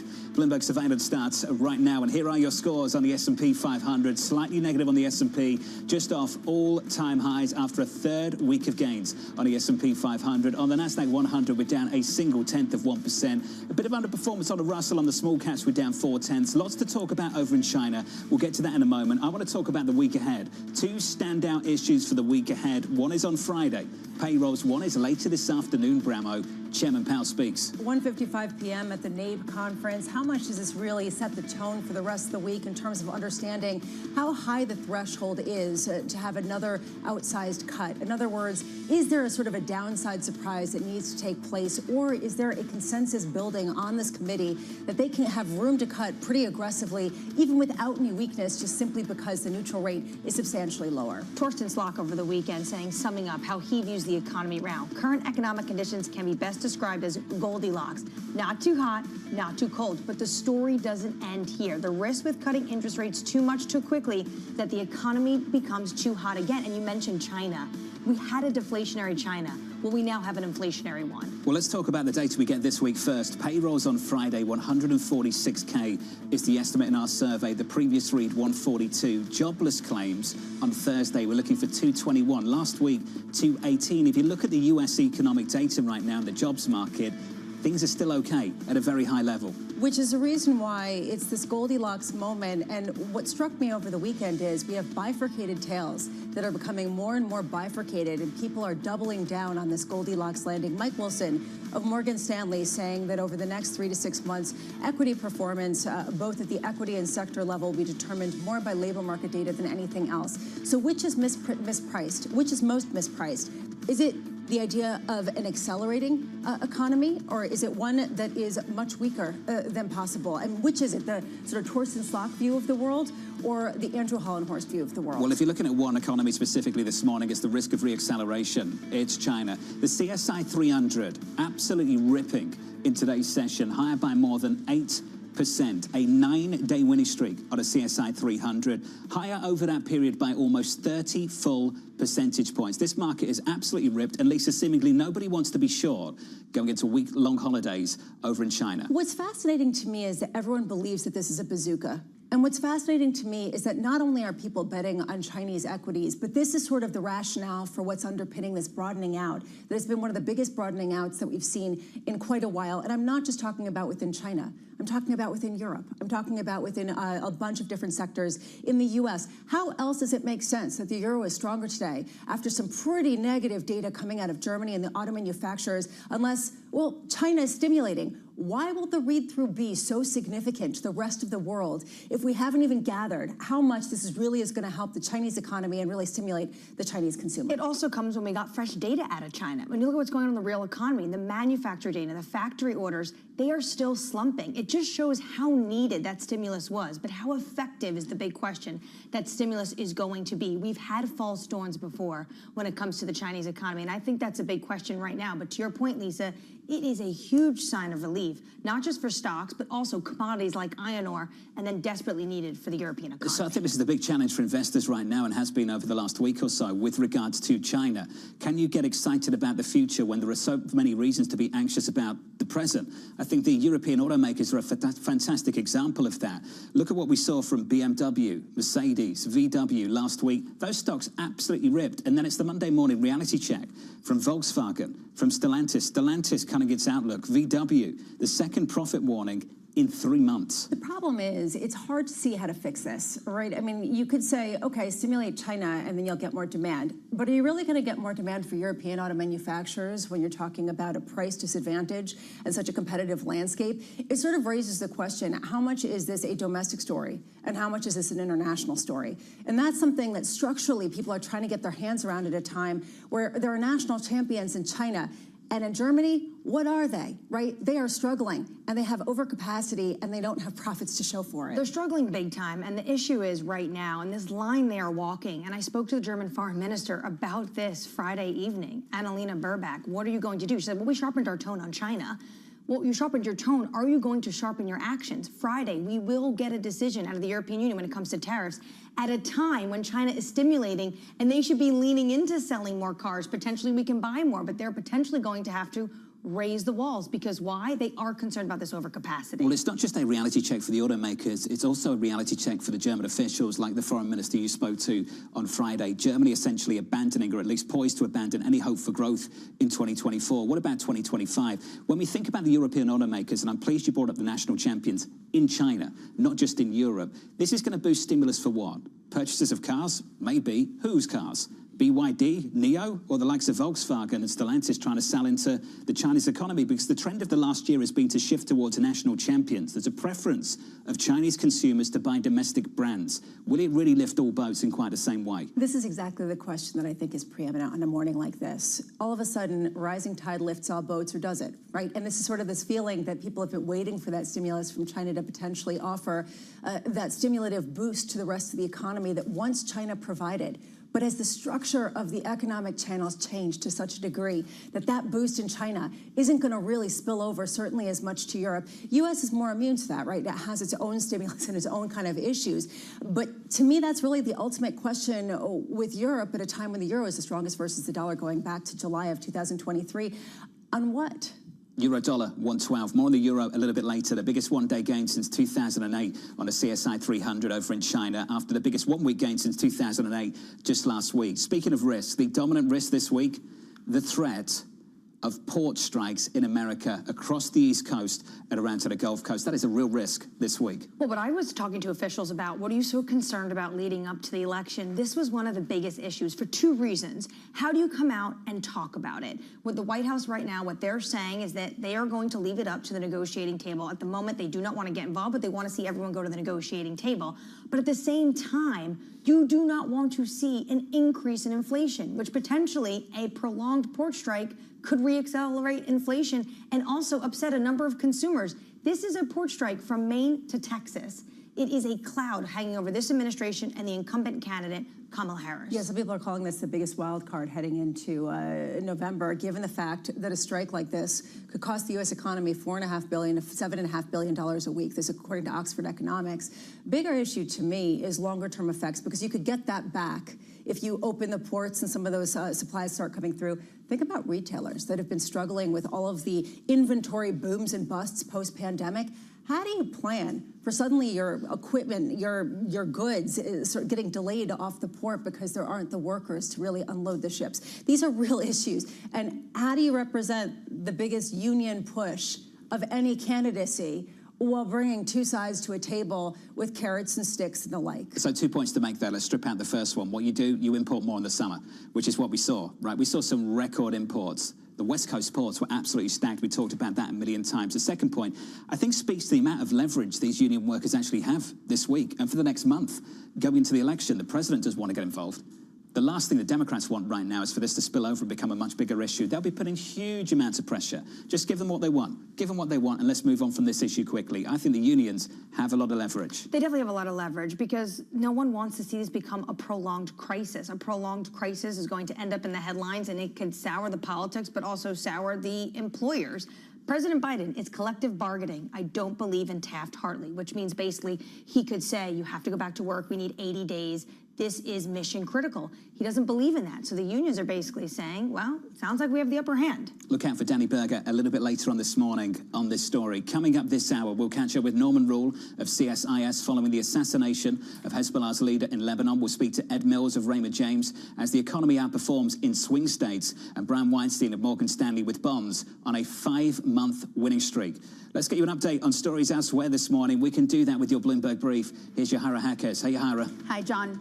Japan's incoming prime minister is reportedly considering a general election within a month following his surprise victory as ruling party leader. NHK saying Shigeru Ishiba could call a vote for October 27th. A national opinion poll suggests public optimism for the new LDP leader is above 50%. Ishiba has said he intends to dissolve Japan's lower house early in his tenure.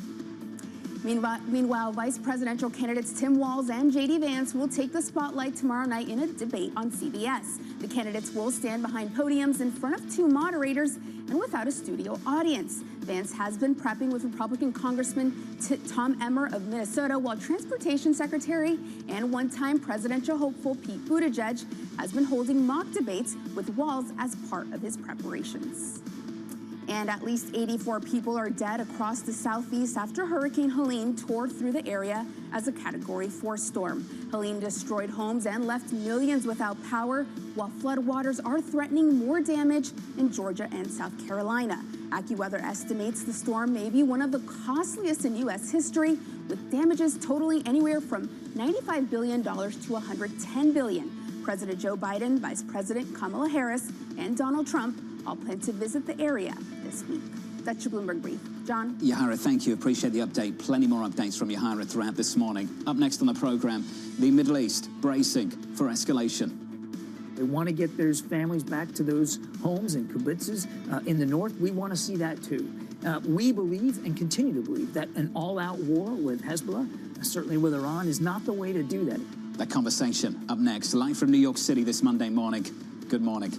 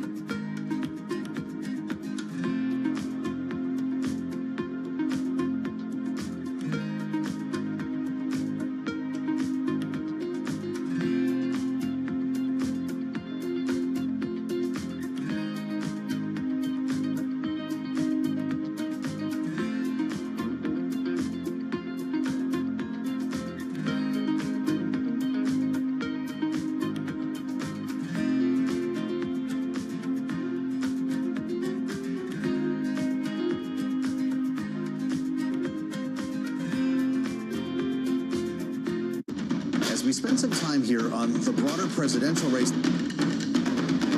Let's focus in on European politics. Makes you wonder how politics might play out. Good morning, this is Bloomberg Daybreak Europe. I'm Tom McKenzie in London. These are the stories that set your agenda. Taking you from the U.S. market's close to the overnight session in Asia. We'll walk you through what you need to know to kickstart the European trading day. Live from our European headquarters, we bring you the day's top market-moving stories, unmatched expert analysis, and on-the-ground reporting from across the continent. Tune in every weekday at 6 a.m. London time, only on Bloomberg Television. Good morning. This is Bloomberg Surveillance. Welcome back to the opening trade. This is Bloomberg Technology. This is the Asia trade. You're watching the close. Welcome to Balance of Power. This is Bloomberg.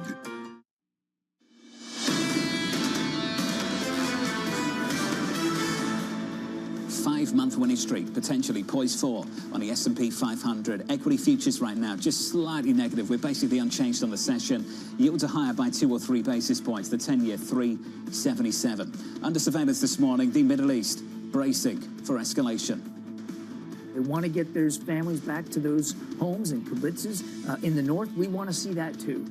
We believe and continue to believe that an all-out war with Hezbollah, certainly with Iran, is not the way to do that. If you want to get those folks back home safely and sustainably, we believe that a diplomatic path is the right course. So here's the latest. The U.S. urging Israel to avoid triggering a wider regional war as it steps up air assaults in Lebanon after killing Hezbollah's leader Hassan Nasrallah on Friday. A significant blow to the Iran-backed militant group, leaving the region on the brink. Leading our coverage out of the region, Bloomberg's Jemana Basechi joins us now from Dubai. Jemana, what's the latest? Well, the latest is that after the assassination of Hassan Nasrallah, there were going to be lots of questions about whether, one, Hezbollah were able to regroup themselves, and number two, how Iran would respond. And I think the comments that we got just in the last hour from a spokesperson from the Iranian foreign ministry are pretty telling here, saying that Iran does not want to send forces to Lebanon to fight Israel. And this is key, because if you think back to who Hassan Nasrallah was, he represented a very influential figure in not just Lebanese politics, but regional politics for the better part of the last 4 decades. He's been at the helm of Hezbollah since 1992. Hezbollah, of course, being the crown jewel in Iran's axis of resistance. And many of his detractors within Lebanon despise the fact that Hezbollah had sort of chipped away at Lebanon's sovereignty and put them under the Iranian orbit. And the fact that today, even after the killing of Hezbollah, even after the wiping out of several senior commanders, and the critical injuries that many of the middle-level operatives sustained from those explosion devices, the device that exploded last week, even with all of that, Iran is not saying that they're willing to get directly involved. And so that is pretty significant. Now, the other factor to take into consideration here is the Lebanese state. And even though there has been a so-called state capture by Hezbollah and other forces within Lebanon the last couple of years, and indeed what we have now is a caretaker government in Lebanon, the prime minister this morning finally made some remarks. And what he said is that they, number one, are looking for a ceasefire on the border, and number two, that Lebanon stands ready to implement UN Resolution 1701. What is that resolution? That was the resolution that was put in place after the 2006 war between Israel and Lebanon that stipulated Hezbollah put down their arms and retreat away from the border. And of course, that is what the war objective that Israel is trying to achieve boils down to. Ultimately, it's about getting Hezbollah away from the border. The fact that the Lebanese government is now signaling that they're willing to do that shows a step in the right direction. The question, of course, is how Hezbollah respond from here, and of course, how Israel intend to respond to, because the airstrikes have continued overnight. We'll explore that right now. Jumana Basenchi, Bloomberg's very own, out of Dubai. Jumana, thank you. Joining us now, the former senior national security advisor, Norman Rule. Norman, give us your thoughts on the events of the past week or so and how you expect Iranian strategy to change now, given the decimation we've seen to Hezbollah. Good morning. One correction, I was not the former national security advisor. That's a rather important position. I was just a humble intelligence officer. Over the weekend, we've seen hundreds of Israeli strikes, and the nature of the strikes is telling. They've attacked not only Lebanese Hezbollah targets, but they've taken out major actors from the Popular Front for the Liberation of Palestine. They've taken out a major Hamas actor, and they've also taken out a Lebanese Hezbollah operative who trained Houthis. These are serious players and also shows the depth of Israel's targeting. At the same time, we've watched Hezbollah regroup. It has designated a replacement to Hassan Nasrallah. They've assigned a hardline individual, Hashim Saifuddin, with long ties to Iran. His son is married to Qasem Soleimani's daughter. His brother is the Hezbollah representative to Iran itself. Nonetheless, Hezbollah remains in disarray. Israel's plan is clearly to keep it on the in disarray through pummeling attacks constantly throughout the days. I'll conclude by saying Israel has not, however, yet achieved its goals of ending Hezbollah strikes and allowing the return of its people. For this reason, these attacks will continue by Israel until there's a significant change in Hezbollah's posture. Norman, what I'm hearing from the U.S. administration is the worst case they're preparing for, at least in terms of retaliation from Iran, is akin to what we saw in April with the barrage missiles coming down on Israel. Could it get worse than that in terms of the worst case scenario response from Tehran? Well, Tehran's options are limited, and there is no public information that Iran has undertaken the preliminary steps that one would expect to see to launch such a missile barrage. Iran's ability to support proxies relies upon a logistics line, which has been severed by Israel and is under military pressure. Iran's ability to support proxies involves other proxies. They're all under great pressure from Israel or contained by the United States or have limited capacity. As long as Iran believes that umbrella of defense by U.S. naval forces in the region is strong, I think it's going to be reluctant to undertake a missile attack. However, Iran will support diplomacy because its goal is a ceasefire that allows its proxies to survive so that they may be rebuilt by Iran after the conclusion of this conflict. Does this push Iran closer, potentially wanting to even develop further their nuclear capabilities? You could play this both ways. The answer could be yes, because Iran sees that its proxies are of minimal use as a defense and it requires something more significant.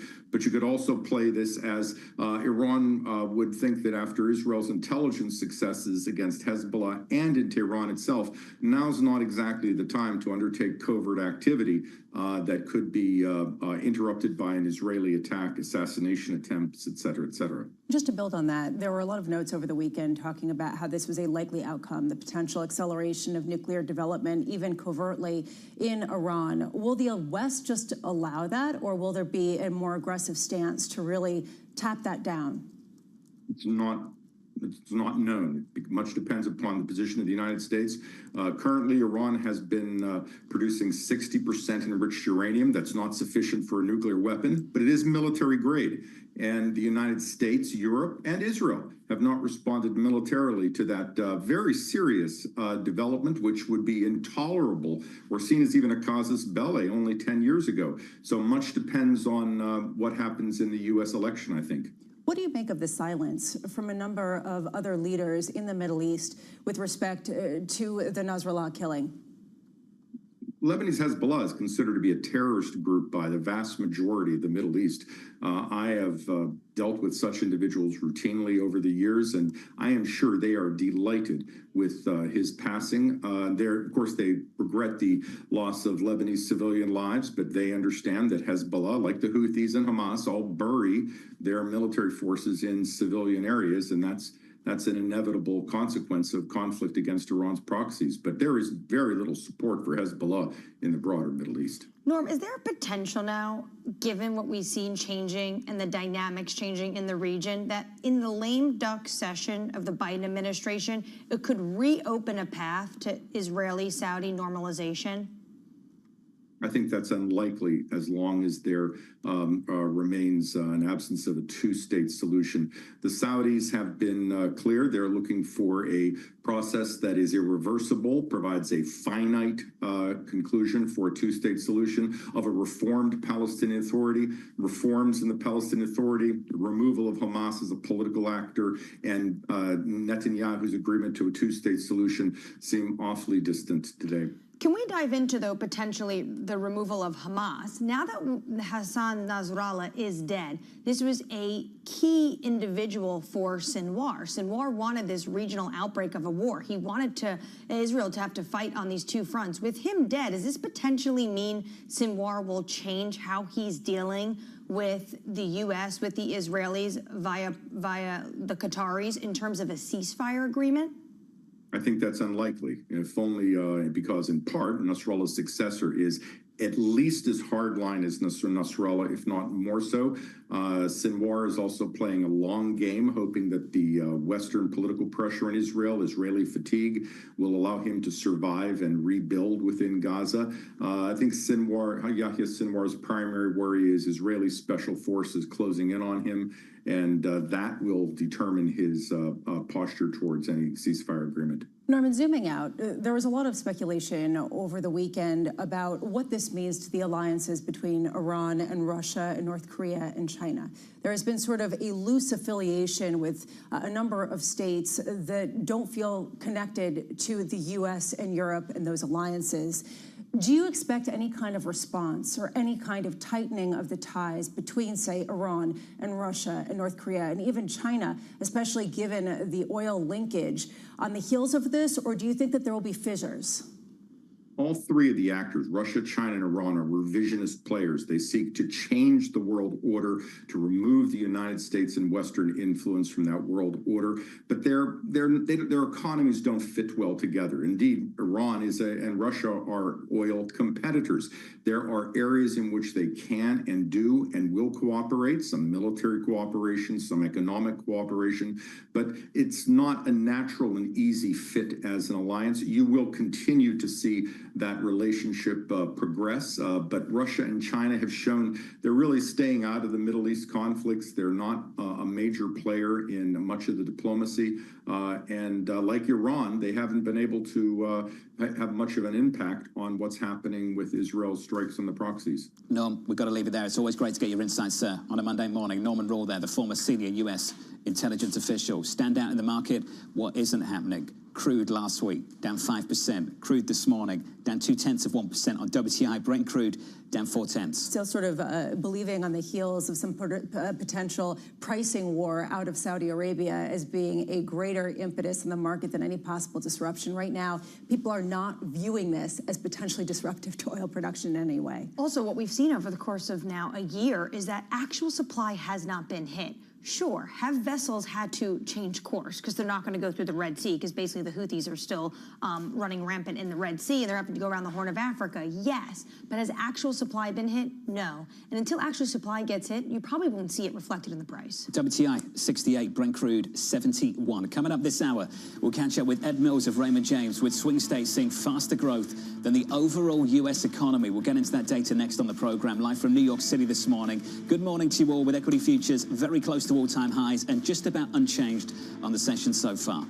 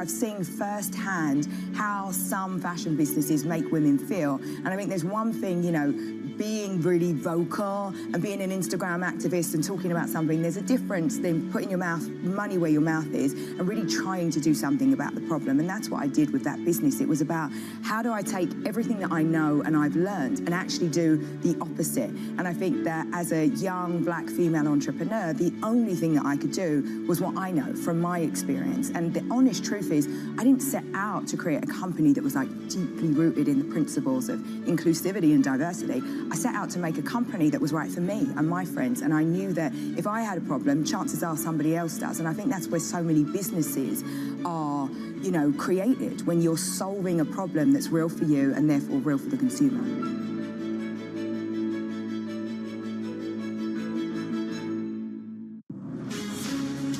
From the beating heart of global finance, economics and politics, and wherever newsmakers are moving markets, Bloomberg brings you conversations that allow for deep discussions and important insights. What do you think the future is for inflation? Is this a new normal? Are markets too optimistic? How do you worry about the things that are outside your control? How does the current fighting completely stop? I'm Francine Lacroix, and this is The Pulse, every weekday only on Bloomberg.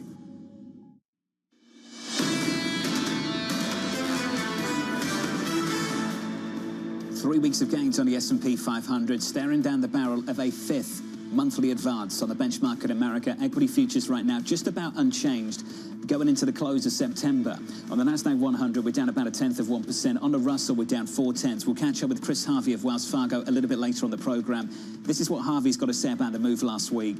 A clear positive catalyst for some US firms out of China. The 10 non-info tech S&P 500 firms with the highest percentage sales to China averaged a robust 9.1% weekly return last week. There was a massive shot in the arm of this market from Chinese stimulus, and the hopes and dreams were sort of fulfilled after so many years of the Chinese authorities not coming to fruition. Question of how much will be externally facing, and a question of how much, I'm sorry, in advance, are we priced to perfection? I was just going through all of the data. We've had 5 straight months, if it holds today, which it will, for the month of September, 5 straight months of gains in the S&P 500, not for the NASDAQ, and it's all been driven by the equal weight. This has been a massive broadening out at the same time that yields are lower for 5 straight months. Can this continue with the idea that stimulus can stimulate just enough, but not too much? Well, let's talk about the yields. Yields are a little bit higher this morning, up by 6 basis points on a 2-year, on a 10-year up by 3. Over the last week, though, the 2-year and the 10-year really muted price action. The 10-year was down 3 basis points on a week last week. I think the 2-year was up by something like a basis point or something. It really wasn't much at all last week on a 2 and 10s. Which I actually think is really interesting, especially because there were auctions, and they didn't move the needle either. It's the sort of navigating the bifurcated tails, and that story, which we really hear and will hear from Kathy Jones later on. She's going to talk about how she expects increased volatility on the long end, with that increasing risk to potentially yields going higher on the heels of an election, on the heels of some potential reignited inflationary reads, as well as going much lower in the chance that there is weaker than expected economic data. But it's hard to get a sense of how to price such diametrically opposed risks. So that's the US and China. Let's talk about a market that is truly, quite literally, on an island, Japan.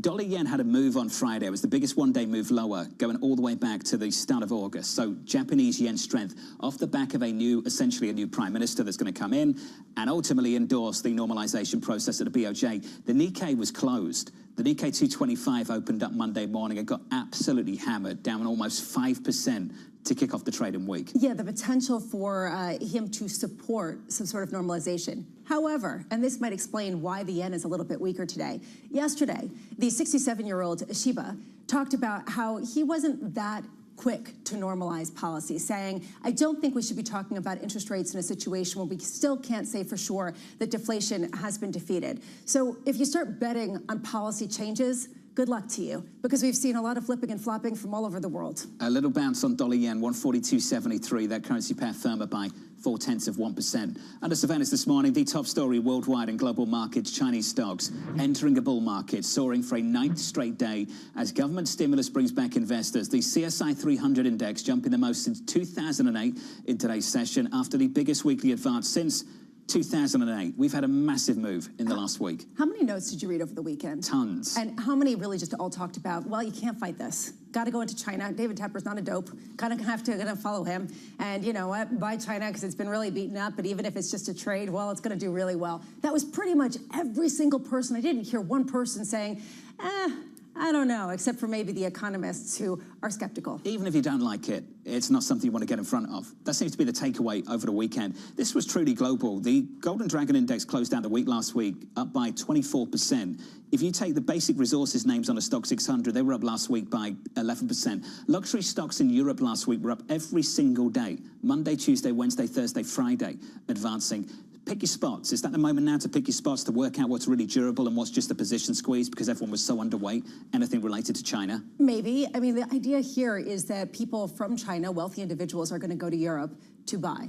And that's sort of the key question. Will they, or will there be more of a domestic focus? That said, it seems like on the margins, since a lot of businesses are still going into China, even if they're saying that they're not, you look at a lot of retailers, it's still a very big market. You have to imagine if just basically, if nothing else, we're different, it's going to be a boost. But iron ore up double digits today, and this is directly correlated to what's going on in the housing market, and that's when we saw the Chinese officials come out with really specific policy descriptions of what they're going to do.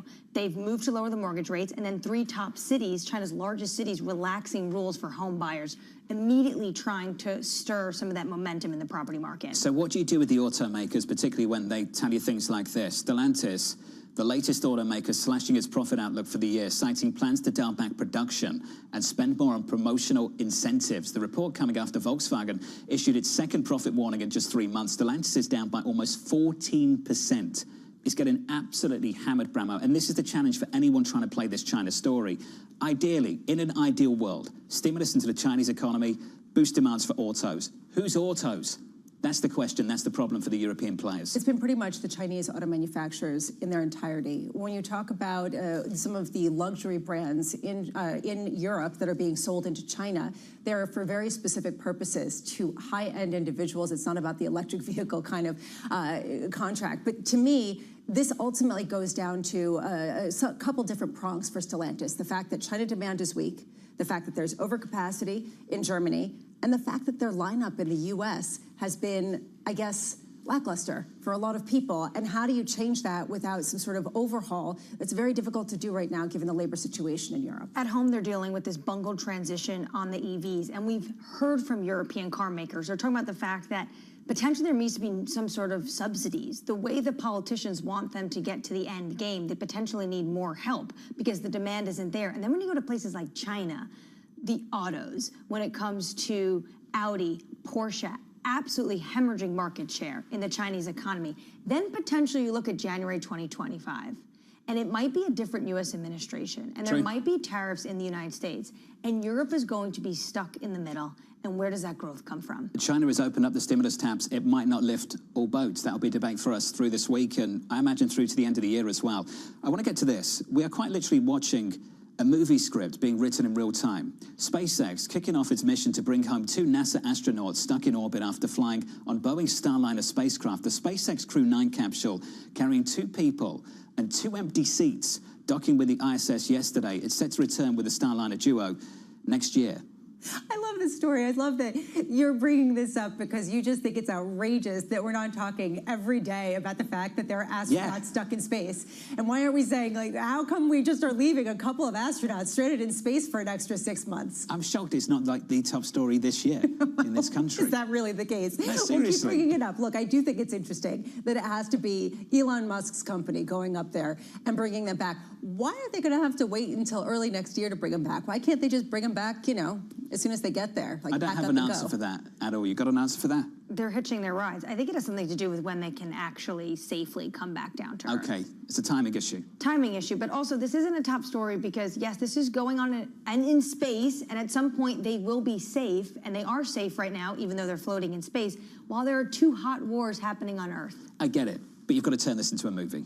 Right, for sure. I agree. There's so many movies that could be written from this year's politics, from this year's geopolitics, and from this year's space travel adventures. Elon Musk, saving the day. Let's turn to politics. 6 of the 7 battleground states expected to decide the U.S. presidential election, seeing faster growth than the U.S. economy as a whole in the second quarter. The data coming as recent polls show Kamala Harris closing the gap with Donald Trump on economic issues. Ed Mills of Raymond James joins us now for more. Ed, good morning to you, sir. I'm not sure if you've seen the same data, but it speaks to an acceleration in certain states that maybe the Democrats would like to see that acceleration. Is that gaining any traction with voters at all based on the polls that you see? So, John, I think this is something that the Harris campaign would absolutely welcome. The problem has been throughout the last several years is that there's been a partisanship that's been entering into the conversation about how well the economy is doing. The data shows that voters are saying that disproportionately they feel the country is on the wrong track. So it's like, which will win out here? And, you know, certainly if we had downward revisions, if it looked like the United States was on the verge of a recession, that's something that Donald Trump would be hammering home. So the absence of the negative is a positive, but it really does come down to the lived experience of voters who have been really concerned, and they've talked about concerns about inflation. Certainly, we've had a much stronger economy this year than most had anticipated, and that is an edge for the Harris campaign. But at the end of the day, this is a close election. Close election, maybe that's an edge right now. But Ed, what happens when we have these port closures from Texas to Maine? Yeah, so we're monitoring this closely at Raymond James. Starting tomorrow, we could see longshoremen go on strike. The president has said he is not going to invoke his authority under Taft-Hartley, which could say if there's a national security risk, you have an 80-day cooling off period. I don't see this dispute being something that lasts a really long time or disrupts supply chains without Biden reconsidering that. I think Biden has always said he wants to be the most pro-labor president in the history of the United States. He doesn't want to do anything to undercut those longshoremen. But I guess the feeling I've had with conversations with clients is that This is not something that he can allow to get terribly disruptive. We saw him in Congress getting involved with rail workers right before the midterm elections in 2022. The longer this goes, the more impactful this is, the more likely we see a federal response that kicks this beyond the election, trying to see if they could use that 80-day cooling off period to get to a new contract. How much will that hurt the incumbent that is running, Kamala Harris? Because so far the campaign has done a good job to actually paint former President Donald Trump as an incumbent. Well, Anne-Marie, I think it is all about how impactful it is. If it is going to be that leading story, if we're going to get stories about folks not getting their shipment in time for Christmas, if we're going to be talking about supply chains, anything that's a negative story for the economy is an entree for Donald Trump to talk about how he does not think the country is on the right track. And when we look at that voter data that we discussed, where about 70 to 75% of the country says repeatedly the country is on the wrong track, anything that ties Harris to something that exacerbates that issue, it's a positive for Donald Trump. So that's why I don't think this is something that President Biden would allow for it to go all that long. But before it happens, I don't think he wants to do anything at all that undercuts the negotiating strength of the longshoremen. So that's why I think that it's going to be a story for a few days. But come election day, I think I'd be pretty shocked if we have port closures on the East Coast and the Gulf Coast. It just shows how actually the U.S. still keeps going and should be governed at some point, even though there's all this politicking that ends up taking up all the oxygen out of the room. And I keep thinking about these storms over the weekend that killed almost 100 people, which is unthinkable given the sort of modern day expectations for the storm and the potential infrastructure. What do you expect from Congress, not only in response to the storm, which might be the most expensive storm to ever hit the United States, but also to prepare for it in advance, since there are some steps that could be taken and could be financed? Yeah, Lisa. Yeah, so I think that what we will look at is that Congress is in recess through the election. I think a lot of people thought that we could be here the day before a government shutdown, and Congress took care of that last week, went home. If there is an immediate need, they could be forced to come back to D.C.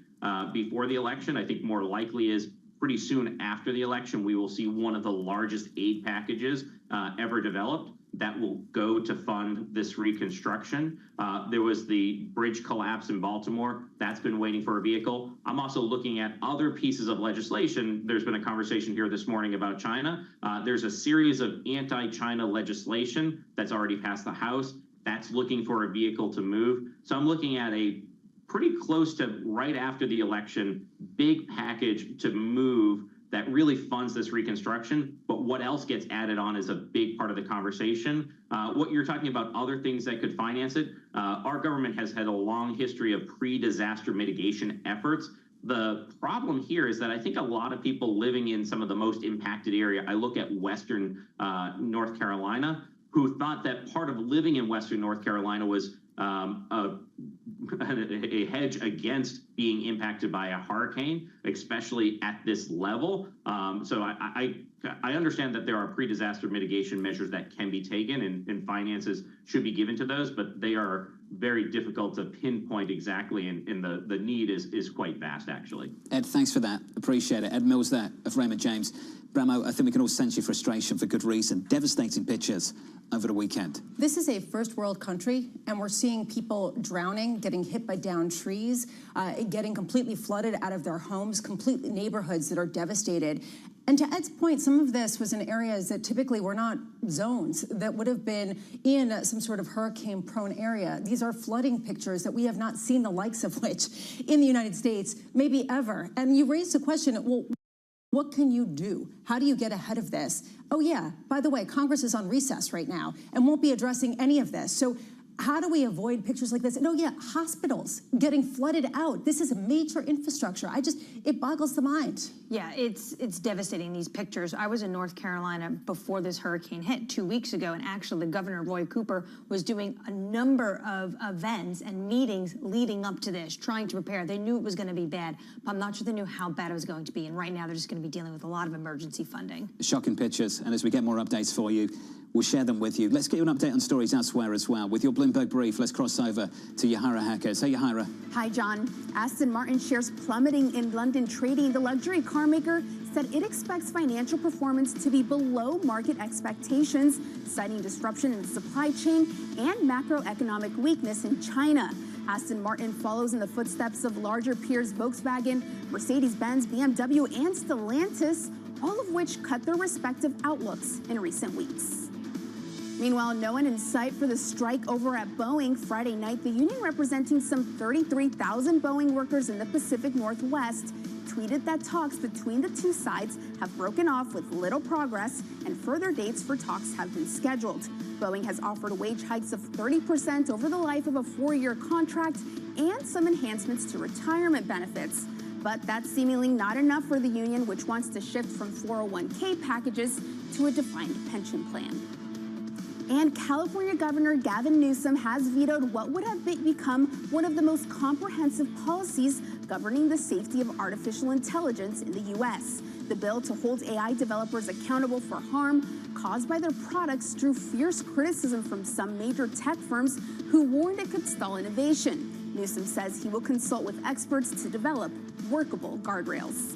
That's your Bloomberg Brief. John? Yahira, thank you. More from Yahira in about 30 minutes' time. Up next on the program, bonds on a 5-month winning streak. The Fed has justification to cut probably 100 to 150 basis points just on the improvement in inflation alone. You are going to see front-end yields move lower than long-end yields as the Fed continues to deliver those rate cuts.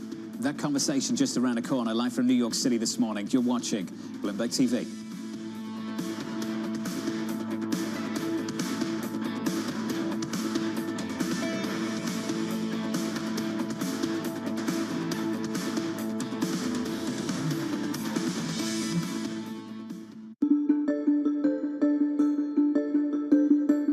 Artificial intelligence. Is artificial intelligence going to enable you and others to say we have enough information to know exactly what something is going to be worth in terms of insuring it or not? Artificial intelligence is finding its way into our business in a variety of different factors. I think the first piece is getting much better insight into data, which allows us to make better decisions on underwriting. It's also a great opportunity to service business better in terms of like call centers and different ways of what's using robotics and other AI will be very helpful. But it is an emerging practice within the industry and one that is evolving very quickly. So it's also going to present risks that other companies, how they use it and how they use large language models and making sure the decision making is very sound. So it's complicated, but it definitely is benefiting the business today.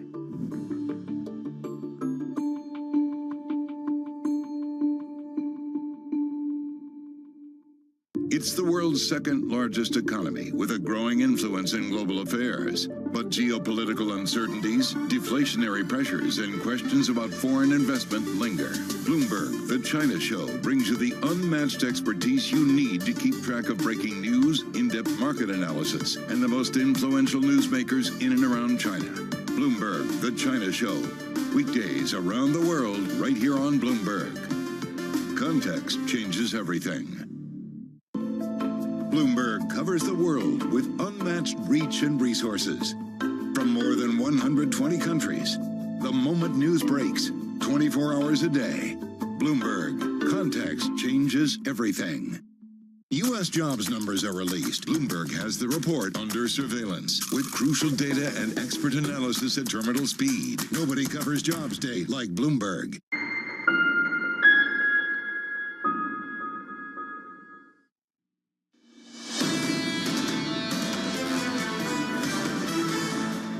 If you are just waking up, missing out on some big gains overnight over in Asia, the CSI 300 up by more than 8%, the biggest one-day pop over in China, going all the way back to 2008. Futures pretty muted here stateside. We're negative 0.1%. In the bond market, yields are higher, up 2 basis points. The 10-year, 3.77. Under surveillance this morning, bonds on a 5-month winning streak. You're not going to necessarily see materially higher yields just because the labor market stays around here. The Fed has justification to cut probably 100 to 150 basis points just on the improvement in inflation alone. You are going to see front-end yields move lower than long end yields as the Fed continues to deliver those rate cuts. We do feel like we're getting closer to reaching an inflection point. So here's the latest. Treasury's on pace for the longest monthly winning streak in more than 14 years as investors price in deeper rate cuts. Brian Weinstein at Morgan Stanley writing the Fed is now seen as ahead of the curve. The door is totally open for another 50, but the bar is high. The Fed is better off dragging this one out.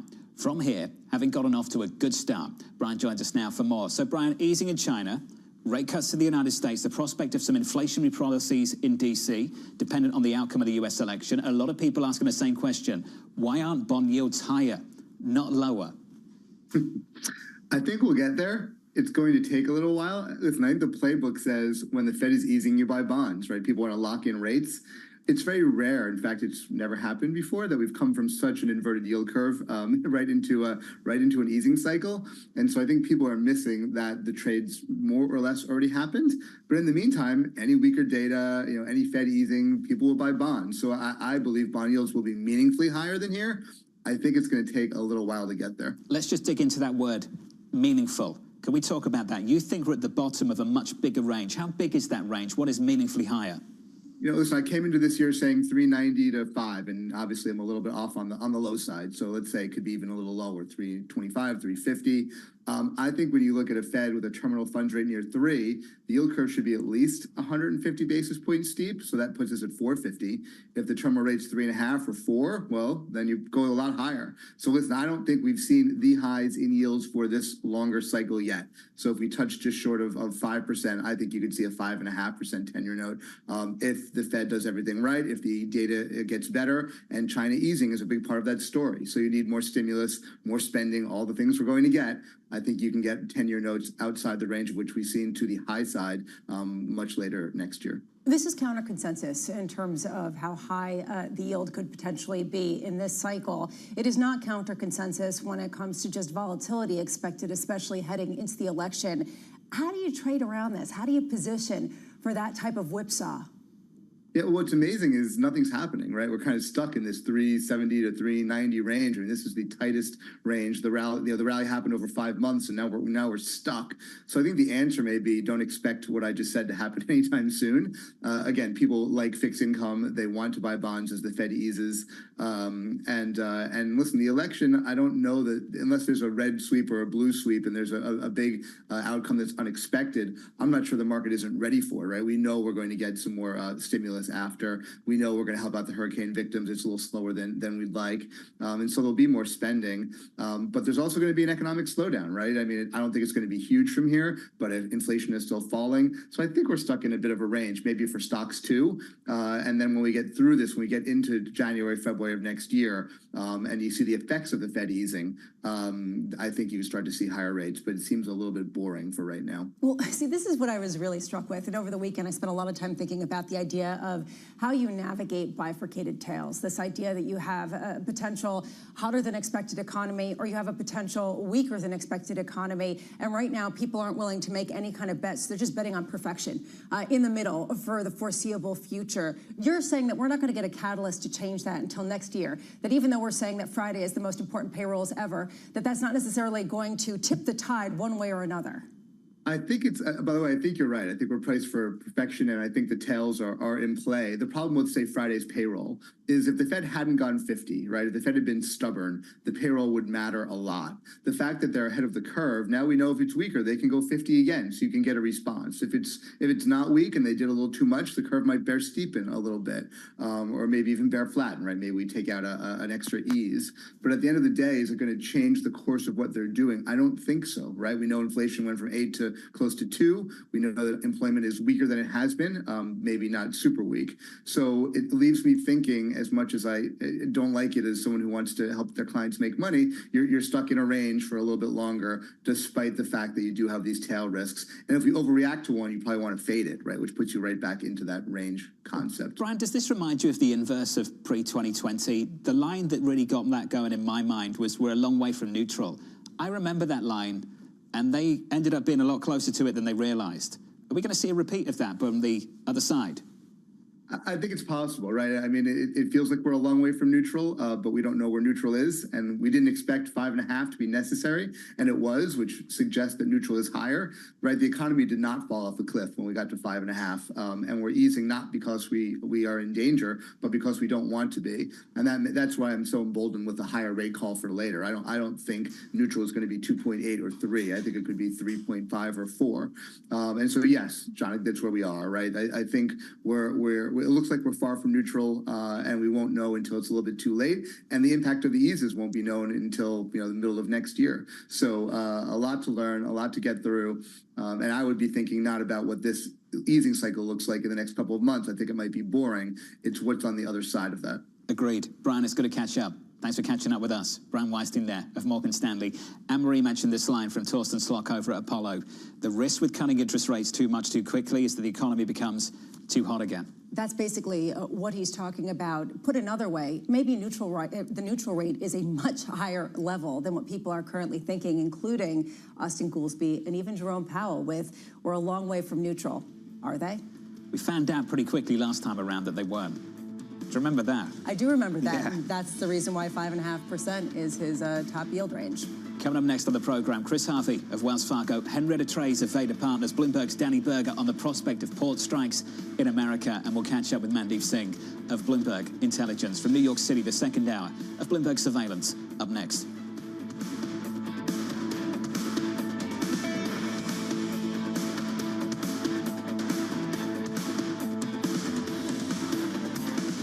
Welcome to the world of decentralized finance. With a surge in Bitcoin, you have crypto stocks also surging. Bloomberg's covering all things crypto, the people, This is a political attack, and we must hold our elected officials accountable. the transactions, Really a record-breaking moment. Bitcoin is the exit strategy. and the technology. Awareness is going to grow, and these things grow the overall industry. Crypto as an asset class is here to stay. Bloomberg Crypto, only on Bloomberg.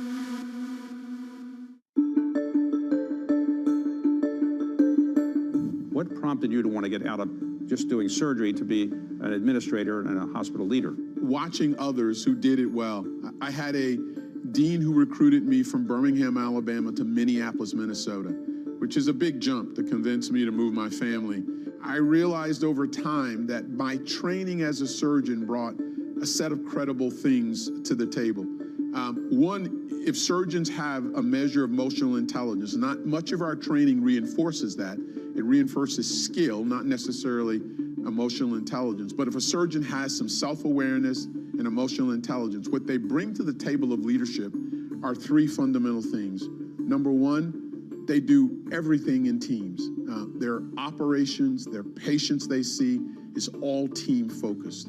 Number 2, they value process, but they hold themselves very much accountable to execution. They understand that it's good to explore a patient, but what really matters is that you take the tumor out. And then number 3, they make difficult decisions on incomplete information. Those things I realized that I could bring to the table as a leader if I had a sort of a passion for working with people and had some sense of self-awareness.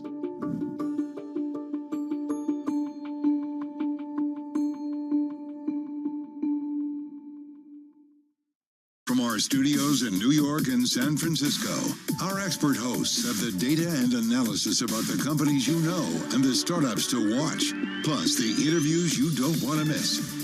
Watch Caroline Hyde and Ed Ludlow on Bloomberg Technology, the only daily business show dedicated to tech, right in the middle of the trading action, every weekday, only on Bloomberg Television. Context changes everything.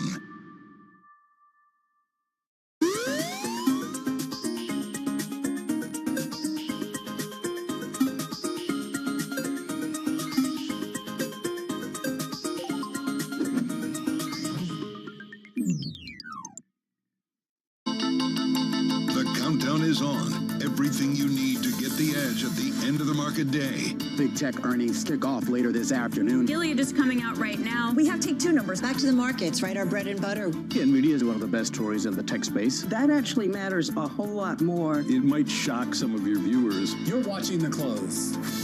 Get ahead of tomorrow's trading with The Close. Weekdays on Bloomberg. Context changes everything.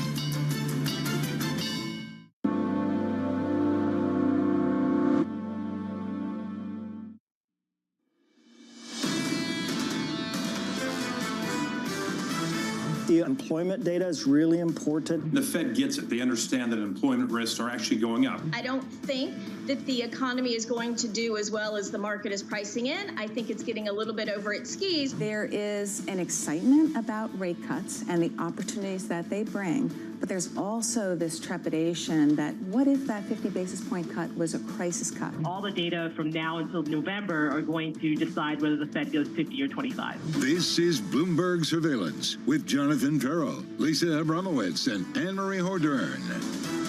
Excitement about China colliding with anxiety about payrolls Friday just around the corner. From New York City this morning, good morning for our audience worldwide. The second hour of Bloomberg Surveillance starts right now with equity futures just off all-time highs and negative by about 0.1%. On the Nasdaq 100, we look like this, down 1/10 and change. On the Russell, the small caps, negative 0.5. The week ahead, full. Absolutely packed with jobs data. That concludes on Friday with Payrolls Friday. Really one of the main events of the week, though, a little bit later on this afternoon.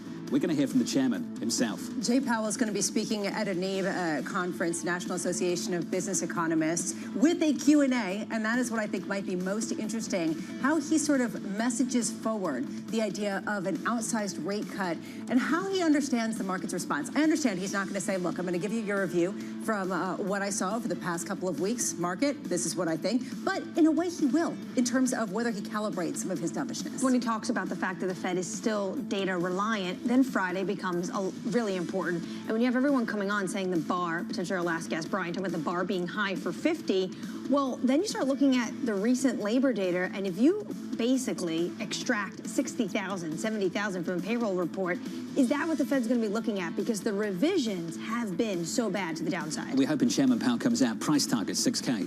S&P 500 month end. Well, essentially, I mean, look, okay, take a step back for a second. If he gives a sense that he wants to cut 50 basis points and he gives this sort of rhetoric like Austin Goolsbee, like, well, we're so far away from neutral, don't worry about it, we got you. That's going to be basically, you know, soft landing nirvana won't even describe it. You know, it'll sort of just be this euphoria because you don't need the weakness to get the rate cuts. But if he comes out and he says now he can really calibrate it and moderate it and all those kinds of words, then, We want President Xi's price target, don't we? CSI 300, look at this gain overnight of more than 8 full percentage points, the biggest one-day pop, going all the way back to 2008. Basically, they did it. They unleashed a lot of stimulus with the promise of war, completely changed the tone, going back to supporting housing even, which is something that they said they weren't going to do. Suddenly, what about deleveraging? Poof, and this sort of this feeling that something has changed from a messaging and from an action standpoint.